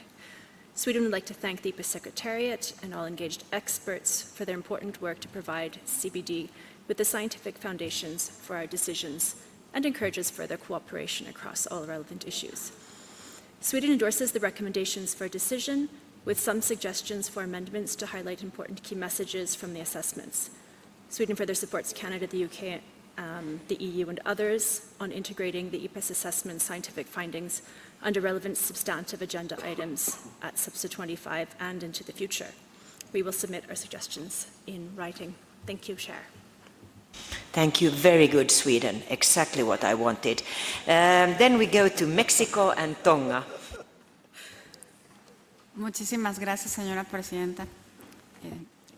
La delegación mexicana reconoce y agradece el trabajo realizado por los expertos que participaron como autores y revisores de las evaluaciones de la IPES sobre uso sustentable de las especies silvestres, valores múltiples de la biodiversidad y especies exóticas invasoras. Y, en particular, destacamos el carácter innovador y la importancia de la evaluación de valores, la cual representa un parteaguas al reconocer los diversos valores de la biodiversidad, incluidos aquellos que otorgan los pueblos indígenas y comunidades locales como principales guardianes de la riqueza natural del planeta, especialmente en países megadiversos. Estamos convencidos de que esta información es de gran valor tanto para orientar el diseño e implementación de políticas públicas, así como para orientar a los gobiernos, académicos y partes interesadas en todos los niveles y sectores hacia la mejor toma de decisiones bien informada, como para los trabajos de los países hacia el cumplimiento de los objetivos y metas del Marco Mundial Biodiversidad de Kunming-Montreal. Para finalizar, tenemos algunas recomendaciones puntuales para el texto que haremos llegar por escrito. Gracias, señora presidenta, y México apoyará el trabajo para que salga en tiempo. Thank you, Mexico. Tonga, followed by Sudan and Burundi. Thank you, Madam Chair. Tonga is speaking on behalf of the Pacific Island countries present here at SBSTTA-25, namely Cook Islands, Fiji, Kiribati, Tuvalu, and Vanuatu. And we align ourselves with the statement made by New Zealand. Madam Chair, we welcome the findings from the assessment by the Intergovernmental Science Policy Platform on Biodiversity and Ecosystem Services and the Intergovernmental Panel on Climate Change and the implications for the work undertaken under the Convention. And we would like to join others in congratulating the authors of these reports. The findings of this report can be used as baseline to inform Pacific Island countries on the necessary changes needed in the legal regimes to ensure a successful implementation of the KM Global Biodiversity Framework. We look forward to global financial support, which would be critical to the success of adaptive management and the need to scale up investments to facilitate rapid implementation with a precautionary approach to interventions. Thank you, Madam Chair. Thank you. Sudan, followed by Burundi and Finland. شكرا السيدة الرئيسة. السودان يدعم ما جاءت به قانا نيابة عن أفريقيا. نرحب بمخرجات تقييمات المنبر الحكومي الدولي للعلوم والسياسات في مجال التنوع البيولوجي وخدمات النظم البيئية والهيئة الحكومية لتغير المناخ والتوصيات التي ألحقت بها في وثائق التقييمات. هذه التقييمات ذات علاقة وطيدة باتفاقية التنوع البيولوجي وبرامج عملها. وهذه التقييمات أجريت على المستوى العالمي، ومن أجل تنزيلها على المستوى الوطني لا بد من بناء القدرات كعمل الإرشادات وغيرها من أدوات بناء القدرات، وبصفة خاصة تقييم القيم المتنوعة للتنوع البيولوجي والنظم البيئية، إذ يتم تشجيع الدول الأعضاء للقيام بذلك على المستوى الوطني. أيضاً نلاحظ فجوات المعلومات والمعارف وبصفة خاصة حول الأنواع القريبة القاسية والتي لاحظنا فيها المشاركة الضئيلة من منطقة أفريقيا. لا بد من معالجة هذه الشواقر في المعلومات والمعرفة بالتعاون الفني والبحوث إلى آخره. شكراً السيدة الرئيسة.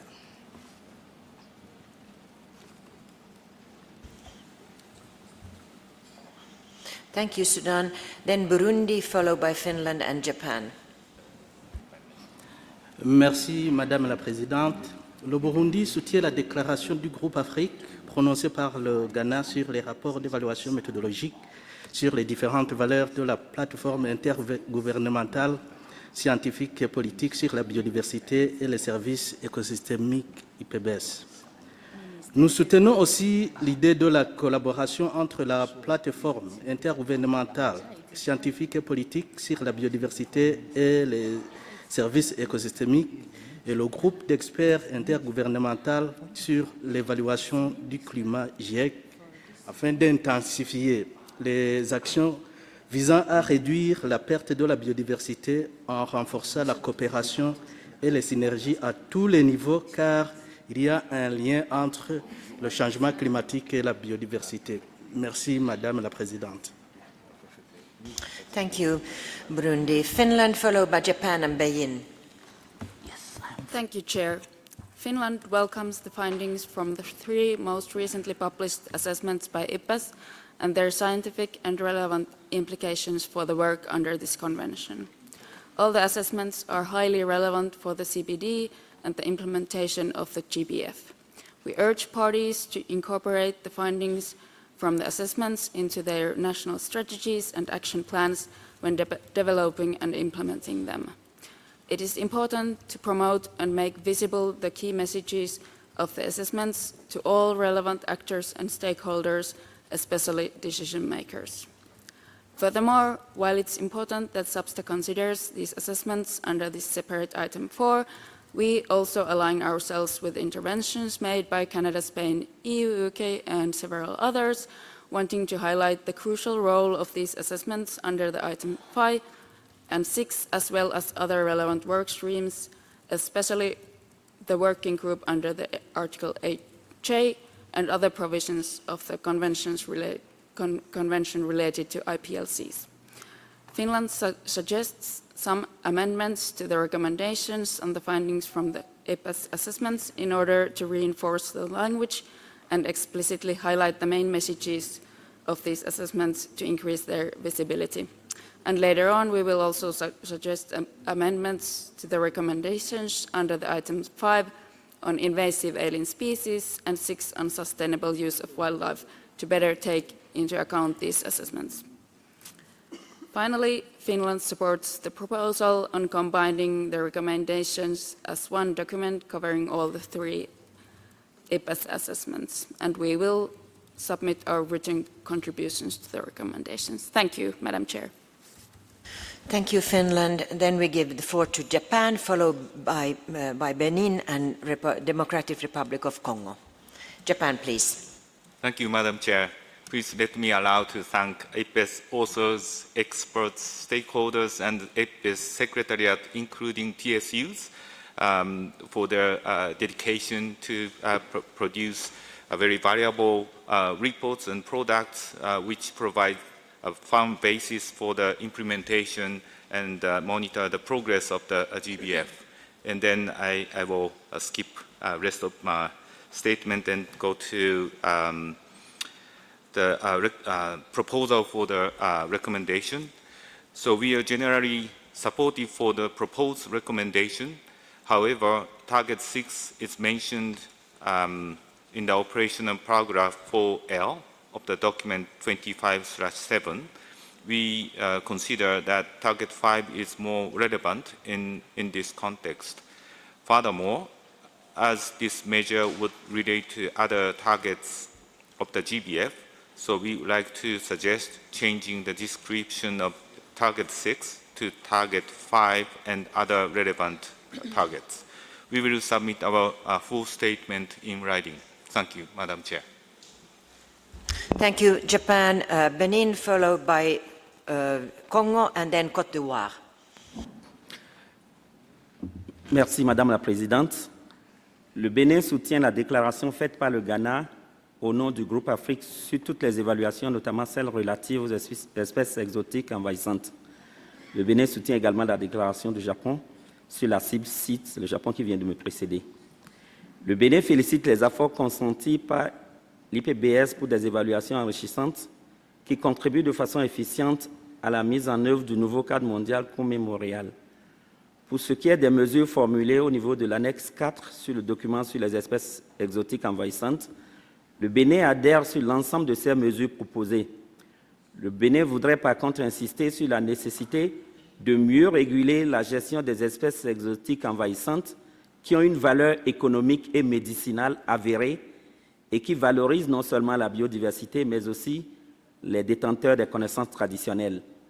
Le Bénin considère que la gestion des espèces envahissantes à valeur économique et médicinale devrait être réalisée avec tact et stratégie afin de profiter de leurs fonctions écosystémiques perceptibles. Le Bénin insiste sur la surveillance, mais aussi une meilleure régulation de ce type d'espèces pour leur meilleur contrôle. Nos commentaires et suggestions sont déjà transmis au secrétariat. Merci, Madame la Présidente. Thank you, Benin, for your proactive approach. Then we give Congo to, and then Côte d'Ivoire and Australia. Merci, Madame la Présidente, pour la parole. La RDC s'aligne sur la déclaration faite par les Ghana au nom du groupe Afrique. Les résultats des évaluations faites par l'IPBES sont appelés à constituer une boussole afin de guider les parties et les parties prenantes dans la direction à suivre au sujet des messages clés visant à relever les défis qui se posent dans différentes thématiques faisant l'objet des évaluations. De ce fait, la RDC insiste sur 3 points à savoir. Le renforcement des capacités est très important pour renforcer l'utilisation à bon escient des produits de l'IPBES et promouvoir la prise en compte des résultats des recherches dans la prise de décisions politiques. La RDC encourage les programmes de renforcement des capacités en cours et en demande l'extension et l'élargissement de telles initiatives. L'évaluation sur les espèces exotiques envahissantes et leur contrôle montrent qu'il y a de sérieux problèmes de représentativité qui peuvent compromettre gravement les résultats mentionnés. Les données et les informations provenant des pays en développement sont généralement et peut-être volontairement ignorées parce qu'elles sont manquantes, mais parce que des barrières linguistiques ont délibérément créé. Cela étant, la RDC recommande que l'IPBES prendre des mesures urgentes pour casser ces barrières linguistiques et mettre l'équilibre entre les régions dans les différentes évaluations.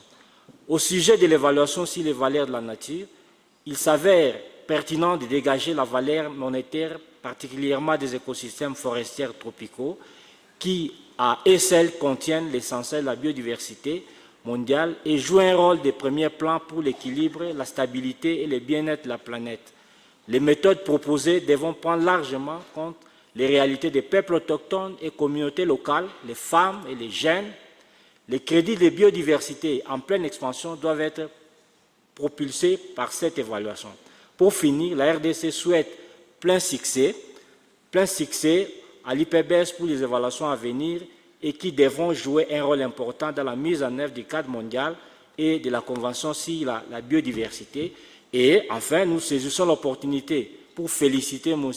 David Ouboura pour son avènement à la tête de l'IBES. Je vous remercie. Thank you, Congo. Then we go to Côte d'Ivoire and Australia. Merci, Madame la Présidente. La Côte d'Ivoire appuie la déclaration prononcée par le Ghana au nom du groupe Afrique. La Côte d'Ivoire salue les conclusions des différents rapports d'élaboration de l'IBES qui fournissent des connaissances précieuses sur la diversité et les services écosystémiques et contribuent de ce fait donc à la mise en œuvre éclairée du cadre mondial de la biodiversité Kunming Montréal. Maintenant, une large diffusion dans un langage accessible à tous est capitale. La Côte d'Ivoire souligne que l'Afrique aussi est très engagée dans la production de données scientifiques pertinentes et éprouvées. Nous suggérons que l'IBES aille au-delà de la barrière de langue pour analyser sérieusement ces différentes productions dans d'autres langues des Nations Unies que l'anglais et qui peuvent nous aider énormément dans les prochaines évaluations. Relativement au rapport d'évaluation thématique sur les espèces exotiques envahissantes et leur rôle, particulièrement sur le point en lien avec les changements climatiques et la propagation des espèces exotiques envahissantes, nous souscrivons à l'idée d'initier une évaluation thématique de l'impact des changements climatiques sur la biodiversité pour une meilleure compréhension de la situation et la mise en place de mécanismes pour y remédier. À l'alinéa 4 des recommandations sur les méthodes de recensement des besoins scientifiques et techniques, donc le point 6 sur la méthodologie, la secrétaire exécutive, dans le prolongement de ces résultats, devrait amener les parties non seulement à exprimer leur avis, mais surtout à les documenter. Nous suggérons que le secrétariat suscite des discussions à ce sujet avec les parties à travers des réunions internationales et ou régionales. Je vous remercie. Thank you, Côte d'Ivoire. Australia, followed by Belgium. Thank you, Chair. Australia supports the joint work of the CBD Secretariat and IPBES. We understand the rationale for discussing these IPBES reports under an agenda item separate to the items on those relevant thematic issues. However, as raised by Canada and others, we do think it's important to ensure strong linkages between these items to ensure alignment and avoid duplication. Regarding all three of the IPBES reports, we'd like to propose that these assessments be welcomed rather than endorsed. And with regard to the sustainable use of wild species assessment in particular, Australia proposes two further amendments. In paragraph 4C, we propose that the reference to plural knowledge systems be replaced with traditional ecological knowledge systems, noting that plural knowledge systems is not a commonly used term and hasn't been defined, whereas traditional ecological knowledge systems is the term used under the Convention. In the same assessment paper, in paragraph 4D, we propose the reference to inequitable distribution of costs and benefits derived from the sustainable use of wild species be replaced with fair and equitable sharing of costs and benefits to better reflect the agreed text within Target 13 of the Global Biodiversity Framework, and we'll submit these proposed amendments to the Secretariat. Thank you, Chair. Thank you. Then Belgium, followed by Equatorial Guinea. Thank you, Madam Chair.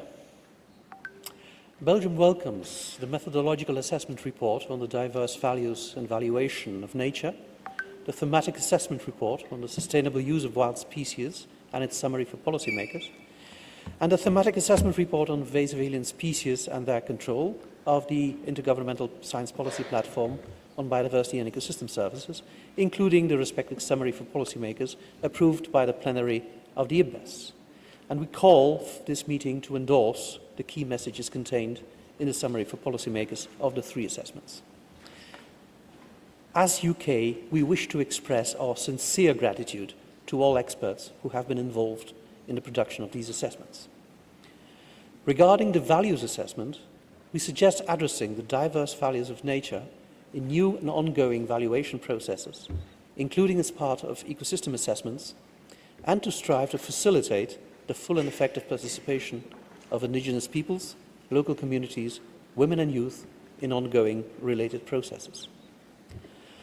On the sustainable use and invasive alien species assessments, we have a few amendments to propose to the draft recommendations, including language and editorial suggestions to better align with the Kunming-Montreal Global Biodiversity Framework. In general, in fact, we prefer, when referring to this Kunming-Montreal Global Biodiversity Framework, to have the full name of the framework and not only referring to, quote-unquote, the framework. We already submitted our comments on the draft recommendations of the three agenda sub-items in writing. Thank you so much, Madam Chair. Thank you, Belgium. Then we go to Equatorial Guinea. Muchísimas gracias, señora presidenta. La República de Guinea Ecuatorial suscribe la intervención del Grupo Africano presentado por Ghana y agradezco los datos del informe preliminar sobre la valoración de lo que son las especies exóticas invasoras. Y de hecho mi intervención va a centrarse en este documento que es el documento 25.8 sobre las especies exóticas invasoras. Señora Presidenta, es verdad que técnicamente esas especies representan una gran preocupación tanto en áreas naturales como en las personas y sus actividades. Sin embargo, a modo de recomendación, creo que es importante que se pueda trabajar más de cerca con las comunidades locales, ya que en ocasiones estas comunidades locales apenas tienen el potencial tanto técnico, científico como económico, como poder identificar a dichas especies como exóticas e invasoras. Entonces, es importante que en esos informes se establezca un apartado clave sobre lo que son el apartado de las sensibilizaciones, sobre todo para esos países que están en vía de desarrollo, tal como lo ha mencionado Brasil y la República Democrática del Congo. Porque efectivamente, cuando apenas estas comunidades locales tienen el potencial para poder identificar o determinar que esta especie es una exótica o invasora, consecuentemente no podrán llevar a cabo los mecanismos de control de las mismas. Por lo que como recomendación sugiero aquí que la plataforma y los diferentes paneles que trabajan en este sector diseñen mecanismos de acompañamiento a esos países que están en vía de desarrollo y sus comunidades locales para que puedan integrarse con más eficiencia en dicho proceso. Muchas gracias. Thank you. Then we give the floor to Malawi, followed by South Africa. Thank you, Madam Chair. We would like to thank IPBES for the assessment reports and also recognize their relevance for GBF implementation. We would like to make these specific comments. One, on invasive species. With regards to recommendation 5 of the document, we recommend special reference to developing countries on subparagraphs 5D and 5E. We also propose an additional subparagraph under paragraph 5 with regards to communication, education, and public awareness to enhance public and political uptake of these scientific findings, which we'll submit in writing. With regards to methodological assessment on the diverse values of nature, we welcome paragraph 6 of the draft recommendation, and that this recommendation will specifically be useful in supporting the capacities for application and use of the options for valuation methodologies. We'll also submit textual proposals with regards to this, as it's very important for measuring progress for targets 10 and 14, among others, in the GBF. Finally, we would like to strongly echo what has been mentioned by Ghana on behalf of Africa on the limitation these assessments face in terms of coverage of information from Africa, which affects the representativeness of the global reports. We believe that further support for national assessments is one of the options for addressing this limitation to ensure availability of data for those countries whose information is underrepresented in these reports. We remain appreciative of the work of IBIS. Thank you, Chair. Thank you, Malawi. Then we go to South Africa. Thank you, Madam Chair. South Africa supports the statement made by Ghana on behalf of Africa. South Africa welcomes and supports the 3 findings of the IP-based assessment and their implications for the work undertaken under the Convention. South Africa believes that the sustainable use of wild species is central to the identity, cultural expressions, and livelihoods of many indigenous peoples and local communities. We believe that the findings of this assessment provide broad and useful science-based policy guidance that is relevant to sustainable wildlife management activities under the CBD, as well as the goals and targets of the GBF. We support the idea of moving this report to item 6. In terms of the assessment on invasive alien species, we see that report providing valuable information on the status quo of the management and control of invasive alien species at global level. We believe that the statistics and other elements provided in the report will contribute towards the domestication and effective implementation of Target 6 of the GBF. Furthermore, this will enable countries to set realistic, robust and ambitious national targets aimed at the effective management and control of invasive alien species. However, we would like to suggest that this report be considered under item 5 for purposes of ease of consolidation. Chair, we welcome the summary by the Executive Secretary on the findings from the 6th assessment report of the Intergovernmental Panel on Climate Change and their implications for the work undertaken under the Convention. We would like this report to be considered under item 7 as expressed by other countries, since it is very logical. This will also help in terms of consolidating the issues together. Finally, Chair, in terms of the draft recommendation, South Africa noted the detailed elements suggested and has made text proposal for further deliberation. In the interest of time, we will not read them, but they are included in our written statement to be submitted. Thank you very much. Thank you for your cooperation. Now we go to the 3 last parties, and I'm really going to close the list of speakers. So we have India, Argentina, and the Central Africa Republic. So India, go ahead. Thank you, Madam Chair. India welcomes the reference of thematic assessment of IBIS, as we believe in its relevance in the management of invasive alien species. We acknowledge the work of ITEG on invasive alien species, including identifying methods, tools, and strategies for the management of invasive alien species. We also appreciate the efforts made by the Secretariat to engage with the relevant international organizations in harmonizing different elements of invasive alien species management.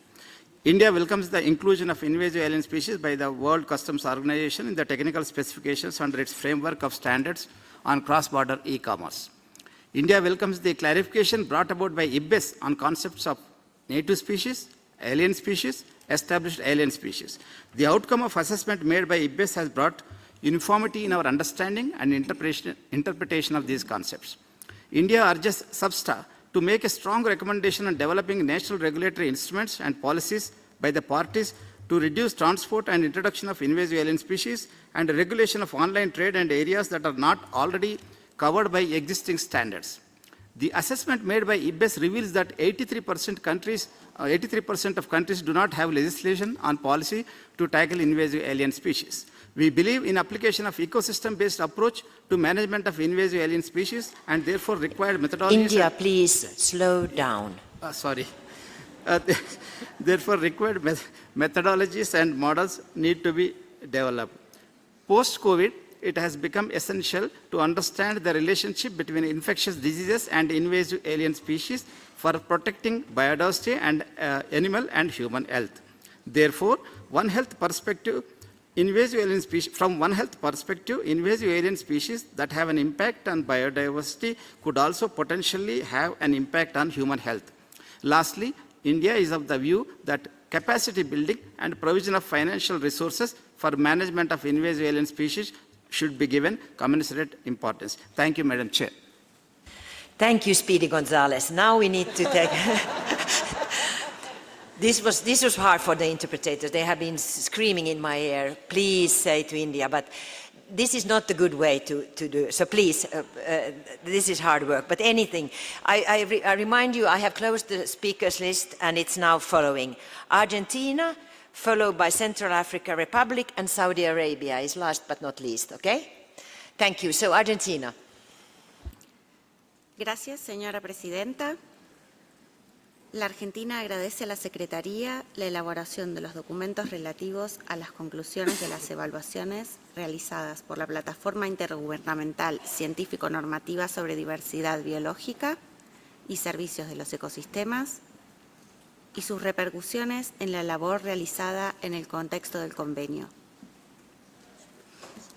La Argentina sugiere que la Convención tome nota de la contribución científica de las 3 evaluaciones realizadas por IPBES. En vez de endosar separadamente los mensajes claves de las evaluaciones, la Argentina sugiere utilizar lenguaje acordado en sesiones anteriores de este órgano subsidiario, donde ya consensuamos la forma de referirnos a los resultados de las plenarias. La Argentina tiene sugerencias sobre la redacción de las 3 recomendaciones para los puntos de agenda A, B y C, con el objeto de simplificar el lenguaje y evitar la repetición. Asimismo, la Argentina considera que la provisión de medios de implementación a países en desarrollo constituye un tema transversal a la coimplementación del marco mundial. Será necesario mejorar las propuestas de recomendación para reflejar las necesidades de financiamiento, creación de capacidad y transferencia de tecnología cuando se alienta a las partes a realizar acciones derivadas de las conclusiones de las evaluaciones. Argentina considera que los resúmenes para tomadores de decisión son documentos integrales que contienen todas las recomendaciones de políticas públicas que debemos considerar las partes. Identificar algunas recomendaciones y no otras parece una renegociación de dichos documentos. Consideramos más adecuado llamar a tomar en cuenta los resúmenes de tomadores de decisión en su conjunto. Proponemos la consideración de recomendaciones bajo los temas de agenda específicos en coincidencia con lo expresado por Canadá, Australia, Sudáfrica y otras partes. Por último, la Argentina estima necesario tener en cuenta en la consideración de los 3 temas el trabajo y los procesos en el marco de otros organismos internacionales y acuerdos multilaterales y las obligaciones internacionales relevantes. Hemos remitido comentarios por escrito. Muchas gracias, señora presidenta. Thank you. Argentina, then we go to Central African Republic, followed by Saudi Arabia. Merci, Madame la Présidente. la République centrafricaine appuie la déclaration du Ghana au nom de l'Afrique sur les 3 évaluations de l'IBES. Elle s'aligne aussi sur la déclaration de l'Afrique du Sud en ce qui concerne l'importance des peuples autochtones et communautés locales dans l'utilisation durable des espèces de faune sauvage. La République centrafricaine salue les résultats des différentes évaluations de l'IBES qui joueront un rôle capital dans le suivi du cadre mondial biodiversité de Kunming-Montréal. Pour ce fait, la République centrafricaine propose que la question de l'institutionnalisation des savoirs traditionnels soit incluse dans les recommandations du rapport d'évaluation sur l'utilisation des espèces sauvages de la plateforme intergouvernementale scientifique et politique sur la biodiversité et les services écosystémiques. Une proposition de recommandation vous a été déjà envoyée par écrit. Je vous remercie.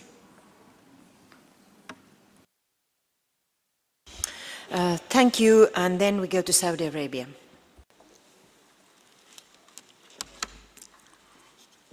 شكرا. في البداية أن وفد المملكة العربية السعودية يشكر IPBS على التقرير التقييمي، إلا أن الوفد له بعض الملاحظات على التقرير. وعلى الرغم من تواجد تفاوت في مستوى التغطية الجغرافية والزمنية في التقرير من حيث البيانات والمعلومات، وكذلك فجوات في البيانات والمعرفة قد تؤثر على نتائج هذا التقييم، إلا أن التقرير يعتبر تقييما شاملا وأداة مهمة جدا في وضع السياسات اللازمة في دول الأطراف للحد من الأنواع الغازية المؤدية إلى فقدان التنوع الأحيائي، وأيضا يلعب دورا هاما في تحقيق الهدف السادس من أهداف التنمية المستدامة. لسد الفجوات والتفاوت في التقرير يتحتم توفير الموارد اللازمة لذلك ونقل التقنيات وبناء القدرات، مهم أيضا لمراقبة الأنواع الغازية والحد منها. أيضا لم يتطرق التقرير إلى عواقب عدم الشروع في مكافحة الأنواع الغازية والتأخر حتى 2050 لكي يحث صناع القرار على الشروع المبكر في تطبيق التوصيات وتسييدها في السياسات والاستفادة من نتائج هذا التقييم. وشكرا. Okay, thank you very much, parties. And we ended now the parties' interventions. We have a few stakeholders that has been asking for the floor, and I will begin with the first one, which is IPLCs. Could you please give the microphone to 225? Thank you, Madam Chair. I speak on behalf of the IAFB. The IAFB strongly endorses the work of all 3 IPBES reports. Many participants in the IFB have been deeply involved in the development of these reports, and we appreciate their depth and richness. The IPBES methodological assessment on the diverse values and valuation of nature considers issues fundamental to just and lasting transformative change and living in harmony with nature. The dominance of instrumental, utilitarian, and economic values has had disproportionate influence on biodiversity policy. Long-term sustainability will depend on maintaining, adopting, and recovering values that have long served our species: inherent, intrinsic, relational, and kinship values.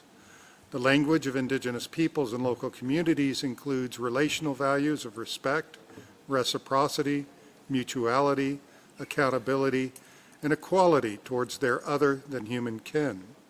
They seek to achieve balance and harmony with nature through ceremony and custom. The earlier IPBES finding that IPLC lands perform as well or better than formal protected areas was not created by market relations, but by these diverse value systems. Maintaining them is necessary to achieving the Kunming-Montreal Global Biodiversity Framework. The whole of humanity needs to learn to love and care for nature again if we are to achieve our targets. The assessment on the sustainable use of wild species affirms support for its key messages. Other significant key messages should be addressed by governments include addressing multiple drivers that threaten the ability to maintain the customary sustainable use of wild species, securing tenure rights, revitalizing indigenous and local knowledge systems, and taking into account the right to customary sustainable use of wildlife. The report on invasive alien species demonstrates significant complexities beyond a 4 legs good, 2 legs bad approach from George Orwell's book Animal Farm. Throughout, it emphasizes the need for collaborative approaches, including IPLCs and their perceptions, and the values of the use of traditional indigenous knowledge in the development of models and scenarios, as well as assessments by indigenous peoples and local communities themselves. It illustrates the need to better incorporate localized and differentiated environmental, socioeconomic, demographic, and cultural impacts of invasive alien species in management and decision-making. Core to all of these is the need of parties to ensure the full and effective participation of indigenous peoples and local communities, women and youth in the international and national IPBES assessments. And we call on parties to support enhanced participation at all levels in these instruments. Thank you, Madam Chair.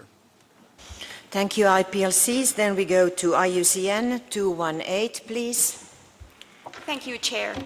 The assessments from IPBES and IPCC provide critical scientific information for the implementation of the Convention and the Global Biodiversity Framework. As Canada and other parties who spoke earlier, IUCN suggests that parties consider the findings of each of these assessments under the relevant SBSTTA agenda items they are related to, and streamline the proposed recommendations. IUCN urges parties to consider the findings of these assessments in their national implementation processes as appropriate. Chair, we recognize that capacity development is needed in some instances to adequately consider these conclusions. We suggest that the Executive Secretary collaborates with IPBES and other relevant organizations in this effort and in enabling the uptake of the findings of the assessments in decision-making. Finally, Chair, as specifically regarding invasive alien species to be considered under Item 5, IUCN welcomes the IPBES assessment. Its findings are timely and invaluable for supporting parties in making progress towards Target 6. IUCN will continue to disseminate its results and support the development of actions in line with its findings. Thank you, Chair. Thank you. Then we give the floor to Youth 710. The microphone, please. Thank you, Madam Chair. I'm speaking on behalf of the Global Youth Biodiversity Framework Network. We support the statement of the IFFP. We recognize that IPBES and the assessment on biodiversity and nature's contributions to people are a significant part of the evidence base for decisions and implementation of not only the coming Global Biodiversity Framework, but also the conventions as a whole. They will be key in ensuring we are guided towards transformative change. Many key messages on the values assessment strongly align with the key messages that we have come out on our network's consultations with diverse global youth who recognize that the causes of global biodiversity crisis and the opportunities to address them are tightly linked to the way that we value nature. The predominant values that we have been guiding decision-making today are centered on monetary values, and these leading to the biodiversity crisis we are facing. Only when we center worldviews that do not separate people from nature and prioritize collective well-being can we reach our shared objective to address biodiversity loss. We are concerned that there is a gap in the information and communication about diverse values. As such, we specifically call attention to key message 10 on values, on the assessment values, on IPBES values assessment, as we highlight the absolute importance of investing efforts and resources to develop capacities in the whole of government and the whole of society on the inclusion of diverse values of nature in decision-making. We stress that this essentially includes building capacities on the concept of nature's contributions to people and the typology of nature's values. We believe that this is a prerequisite to reach the level of undertaking that we require to shift the values that underpin decision-making process and move towards more harmonious ones. We therefore support the positions that to strengthen the recommendations and uptake by the conventions, including paragraph 6 on developed capacities, and also the paragraph 8 to include the full range of actors mentioned on Target 22. We strongly support the paragraph 7C to contain the elements in the documents and to not water down recommendations of the assessment in this regard. Thank you, Chair. Thank you, everybody. There were many others who want to ask for the floor, but in the time constraints we are pushed with here up on the podium. I thank you all for your deliberations. This was a very rich and good discussion. So I see that we have a lot of common understanding on this item as well. So the Secretariat, on the guidance of myself, we are going to prepare a CRP for the plenary on this item.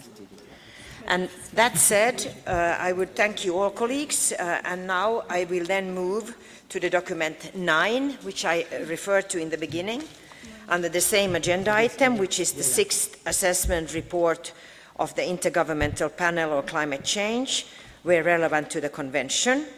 And I would like to remind you that the biodiversity and climate change will also consider this under agenda item 7. So your intervention under this present item should be focused on the recommendations in the document 25/9.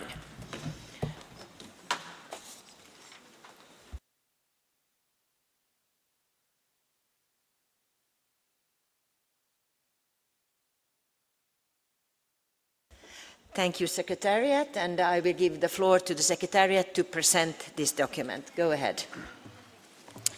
Thank you, Chair. For item 4D, the Secretariat has prepared document CBD/Substa/25/9, which contains findings from the 6th assessment report of the Intergovernmental Panel on Climate Change and their implications for the work undertaken under the Convention. The subsidiary body is invited to consider the draft recommendations provided in the document. Thank you.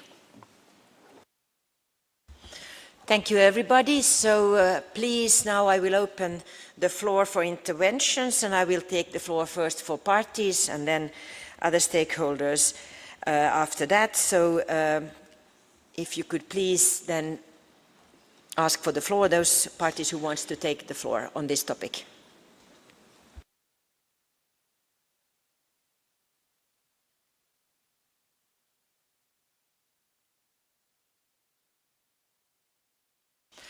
Thank you, everybody. We will start with Spain, followed by Sweden.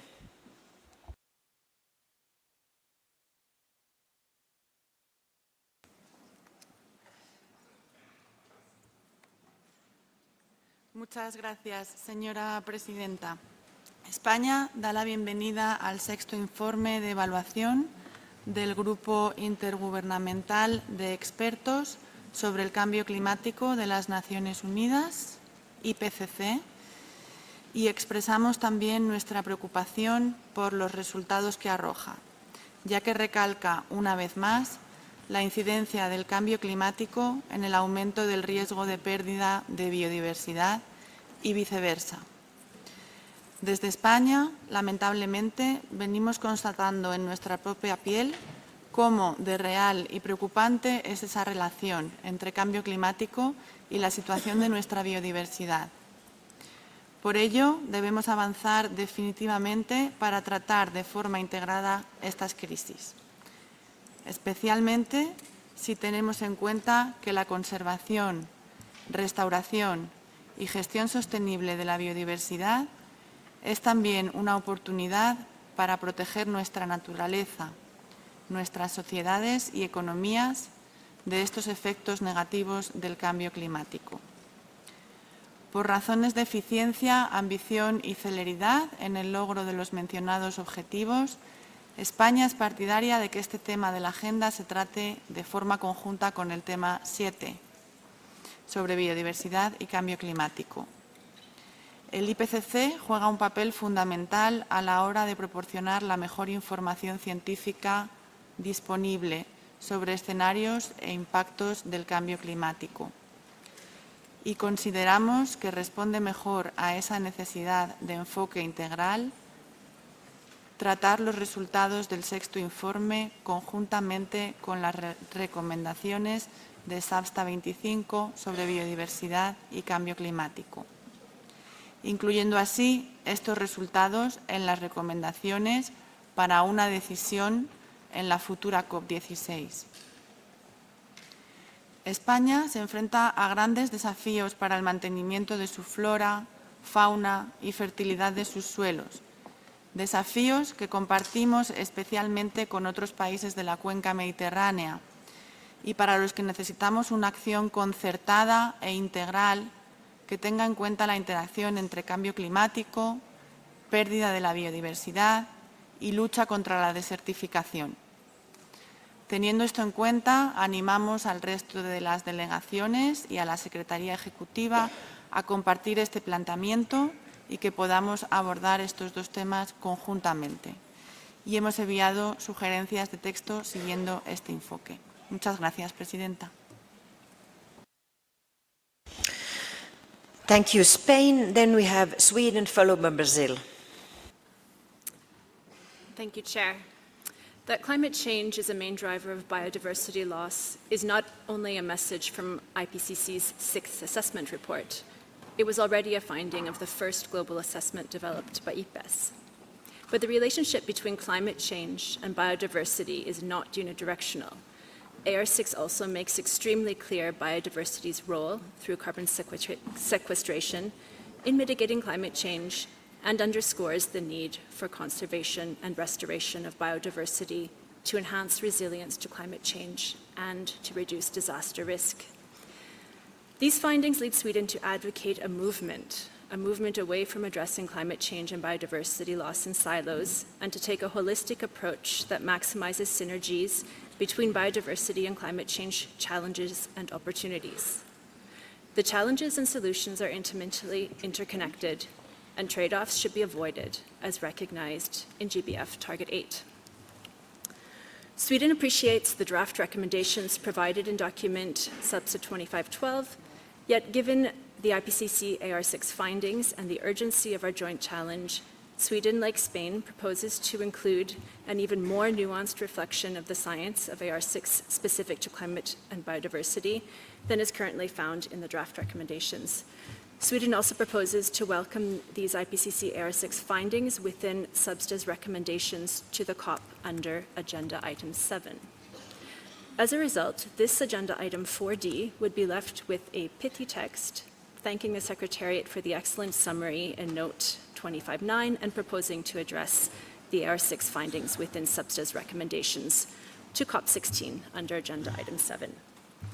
Sweden is committed to innovative science-based recommendations from Subsidiary-25 to COP16, and as such is here to listen to and dialogue with others. And we'll submit our textual suggestions in writing. Thank you, Chair. Thank you, Sweden. Then we have Brazil, followed by, Belgium. Thank you, Chair. With regards to document CBD-Subsidiary-25/9 on the 6th assessment report from IPCC, we would recommend a balanced stance regarding paragraph 4, as we understand that the lack of means of implementation and poorly conceived or executed policy are also challenges to biodiverse resilience. We'd also highlight that according to the 6th assessment report, biodiverse and ecosystem services have limited capacity to adapt to increasing global warming levels, which will make climate-resilient development progressively harder to achieve beyond 1.5-degree warming.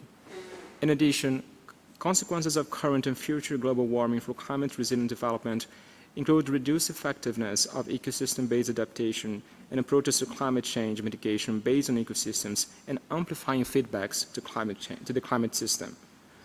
We'd also take note with deep concern that as warming levels increase, so do the risks of a species extinction or irreversible loss of biodiversity in ecosystems across a wide range of areas of high biodiversity importance. Without sustained and urgent greenhouse gas emissions from fossil fuels, climate change will increasingly threaten ecosystems, biodiversity, and the livelihoods, health, and well-being of current and future generations. Therefore, we understand that the interlinkages between biodiversity and climate change under the Convention should focus primarily on the need to address the impacts of climate change on biodiversity and enhance its resilience. In reaction to some of the comments that were made, we understand that promoting synergies across different agendas need to be consistent with the mandates of existing MEAs and the relevant principles, in particular the principle of common but differentiated responsibility. But of course, we understand we will have significant discussions on this topic under the specific agenda item on biodiversity and climate change. Thank you. Thank you, Brazil. Then we give the floor to Belgium, followed by European Union. And I just want to remind you that please, you need to upload your interventions under this item as well. So we have all the documents in front of us from your interventions. So please remember to upload. Even the previous IPES, I want to see that all of your documents are uploaded on time. It's 1 hour after this. Thank you. So I give the floor to Belgium, followed by European Union. Thank you, Madam Chair. We would like to thank the Secretariat for providing us with this note and the suggested recommendations. The IPCC plays a crucial role in providing best available science on how climate change is affecting and aggravating biodiversity loss, and in formulating climate scenarios and facilitating evidence-based policy making. Belgium therefore welcomes the publication of the IPCC's 6th assessment report and the opportunities it opens for the work under the Convention. And like others, we suggest dealing with these findings under Agenda Item 7 on biodiversity and climate change, in which case the proposed draft recommendations under this Agenda Item 4D would be merely procedural, taking note of the work by the Secretariat and explicitly mentioning that further action has been considered under the specific recommendations on biodiversity and climate change. On the contrary, in the case that this agenda item and its draft recommendations were to be treated separately to Agenda Item 7, Belgium proposes to consider 3 points. So the first would be the findings of the IPCC 6th assessment report to consider it as such and not only the review conducted by the CBD Secretariat under paragraph 1. Furthermore, we support strengthening the operative verbs in paragraphs 2 to 5. And finally, we propose to bring the consideration of the findings of the IPCC 6th assessment report and the actionable paragraphs related to them under a recommendation for a CBD COP decision instead of only conclusions. We will submit our proposals in writing, and I thank you, Madam Chair. Thank you, Belgium, for very concise proposals. European Union, followed by Switzerland. Thank you, Madam Chair. The European Union acknowledges that biodiversity conservation and its sustainable management and use can support both climate change mitigation and climate change adaptation and disaster risk reduction, as stated in the IPCC 6th assessment report. In this regard, EU considers the implementation of nature-based solutions and ecosystem-based approaches as a crucial part of the overall climate change mitigation and adaptation effort, fostering synergy and collaboration and enhancing resilience. The IPCC's 6th assessment report has further evidenced that combating climate change and biodiversity loss is of utmost urgency and that both crises are interdependent and must be addressed in an integrated manner. The report also shows that the climate impacts, including on biodiversity, are fast increasing. Therefore, the EU considers the proposed language under the item 4D to be insufficient considering the pertinence of the findings. In order to better reflect that urgency, relevance and concern, as expressed in intervention by other delegates, EU suggests dealing with the findings of the IPCC 6th assessment report under Agenda Item 7 on biodiversity and climate change, and also bringing them under the Subsidiary recommendations for a CBD COP decision, as has been done for previous IPCC reports reflected in CBD COP decisions. We will submit our suggestions for this agenda item in writing to the Secretariat. Thank you, Madam Chair. Thank you, European Union. Then we have Switzerland, and the last intervention on my list is South Africa. Thank you, Madam Chair. Switzerland welcomes the undertaking of assessing the reports of the IPCC in its 6th assessment cycle as contained in document Substat-25/9. It provides CBD parties with a clear understanding of the interlinkages and interdependencies of climate change and biodiversity and ecosystem services. As mentioned by Spain, Sweden and others, Switzerland supports including relevant findings from the mentioned IPCC reports under Item 7. Madam Chair, While the documents under this item summarize in great depth the outcomes of the IPBES and IPCC assessments, we are missing the analysis of the decisions by IPBES 9 and IPBES 10 on the collaboration between the two science policy bodies, IPBES and IPCC. We will submit a proposed new paragraph for the proposed COP decision under this item that invites both IPBES and IPCC to seek collaboration in order to advance the understanding of the interdependence of climate change and biodiversity loss, with the aim to inform the COPs of both UNFCCC and the CBD. We will submit the suggested changes in writing. I thank you, Madam Chair. Thank you, Switzerland, for your proposals. Then South Africa, followed by Mexico. Thank you, Chair. South Africa would like to thank the Secretariat for the summary on the findings from the 6th Assessment Report of the IPCC. Chair, it is clear from the 6th Assessment Report that climate change is not just one of the global change challenges as identified by IPBES, but also a compounding factor that amplifies the trajectories and impacts of the other challenges. Emphasis should be on mainstreaming biodiversity in spatial planning, establishing climate-smart marine and terrestrial conservation areas that promote connectivity between conservation areas to allow for migration of species to suitable climatic conditions. It will therefore be important to consider this when implementing the various KMGPF targets. Equally important is that the most viable strategy is to significantly reduce greenhouse gas emissions at source in order to limit the increase in global average surface temperatures to acceptable levels, as indicated in the report. This is in line with the United Nations Framework Convention on Climate Change and its Paris Agreement. South Africa would like to add that there is an increase in the body of scientific evidence of the direct effect of the increase in atmospheric carbon dioxide on grassland and savanna biomes. The effect leads to the increase in tree proliferation in these vegetation types, leading to a change in structure and function that negatively affects goods and services and the associated livelihoods. Therefore, a reduction in emissions at source would inter alia enable biodiversity and ecosystems to be resilient to climate change and its impacts. In closing, Chair, we are delighted that the report makes elaborate reference to ecosystem-based adaptation measures and approaches. This is important since the parties to the Convention on Biological Diversity adopted EBA for implementation aimed at enhancing the resilience of biodiversity and ecosystems.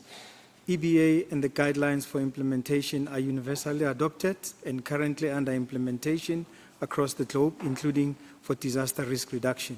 This approach is beginning to yield benefits in some geographical locations across the globe and will soon make it possible to share results amongst parties for effectiveness of EBA.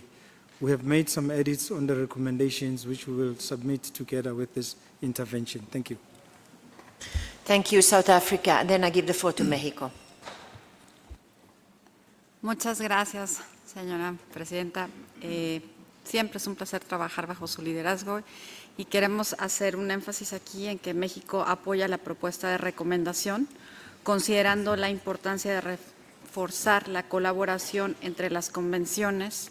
Queremos hacer una mención específica y recordar a todos los colegas que si bien hay una referencia específica en cambio climático y biodiversidad, coincidimos con intervenciones previas como la de España en que tenemos que traer a la atención de todos el tema de desertificación y así complementaremos con las 3 convenciones de Río, porque el tema de recuperación de suelos es muy importante para temas de seguridad alimentaria e hídrica, más allá del cumplimiento de la Meta 8 del Marco Mundial de Biodiversidad Kunming-Montreal, y, por supuesto, haremos llegar nuestras sugerencias al texto en este sentido. Muchísimas gracias, señora presidenta. Thank you, Mexico. And that concludes the list of interventions under this item. And I will prepare a CRP together with the help of the Secretariat on this topic. And of course, under agenda item 7, we will also discuss the content of climate change issues more. That concludes the deliberation this morning. And I will thank you all for being very cooperative and for all your good interventions. And that ends the session, the morning session, and I give the floor now for information to the Secretariat. Thank you. Thank you, Madam Chair. I'm happy to inform you that the non-paper for the consideration by contact group on agenda item 3 on monitoring framework is now posted online. So if you go to schedule under contact group, you will see that non-paper posted and you can download it. And also please be informed that the contact group on agenda item 3B on mechanisms for planning, monitoring, reporting, and review is scheduled now for tomorrow morning, 10 a.m. at CR1. And the contact group for tonight is scheduled with the start at 7:30 p.m. and it will also take place at CR1. Thank you. Thank you, Secretariat. Have a great lunch, and at 3 o'clock we meet up here again to continue the deliberations on item 5. Thank you.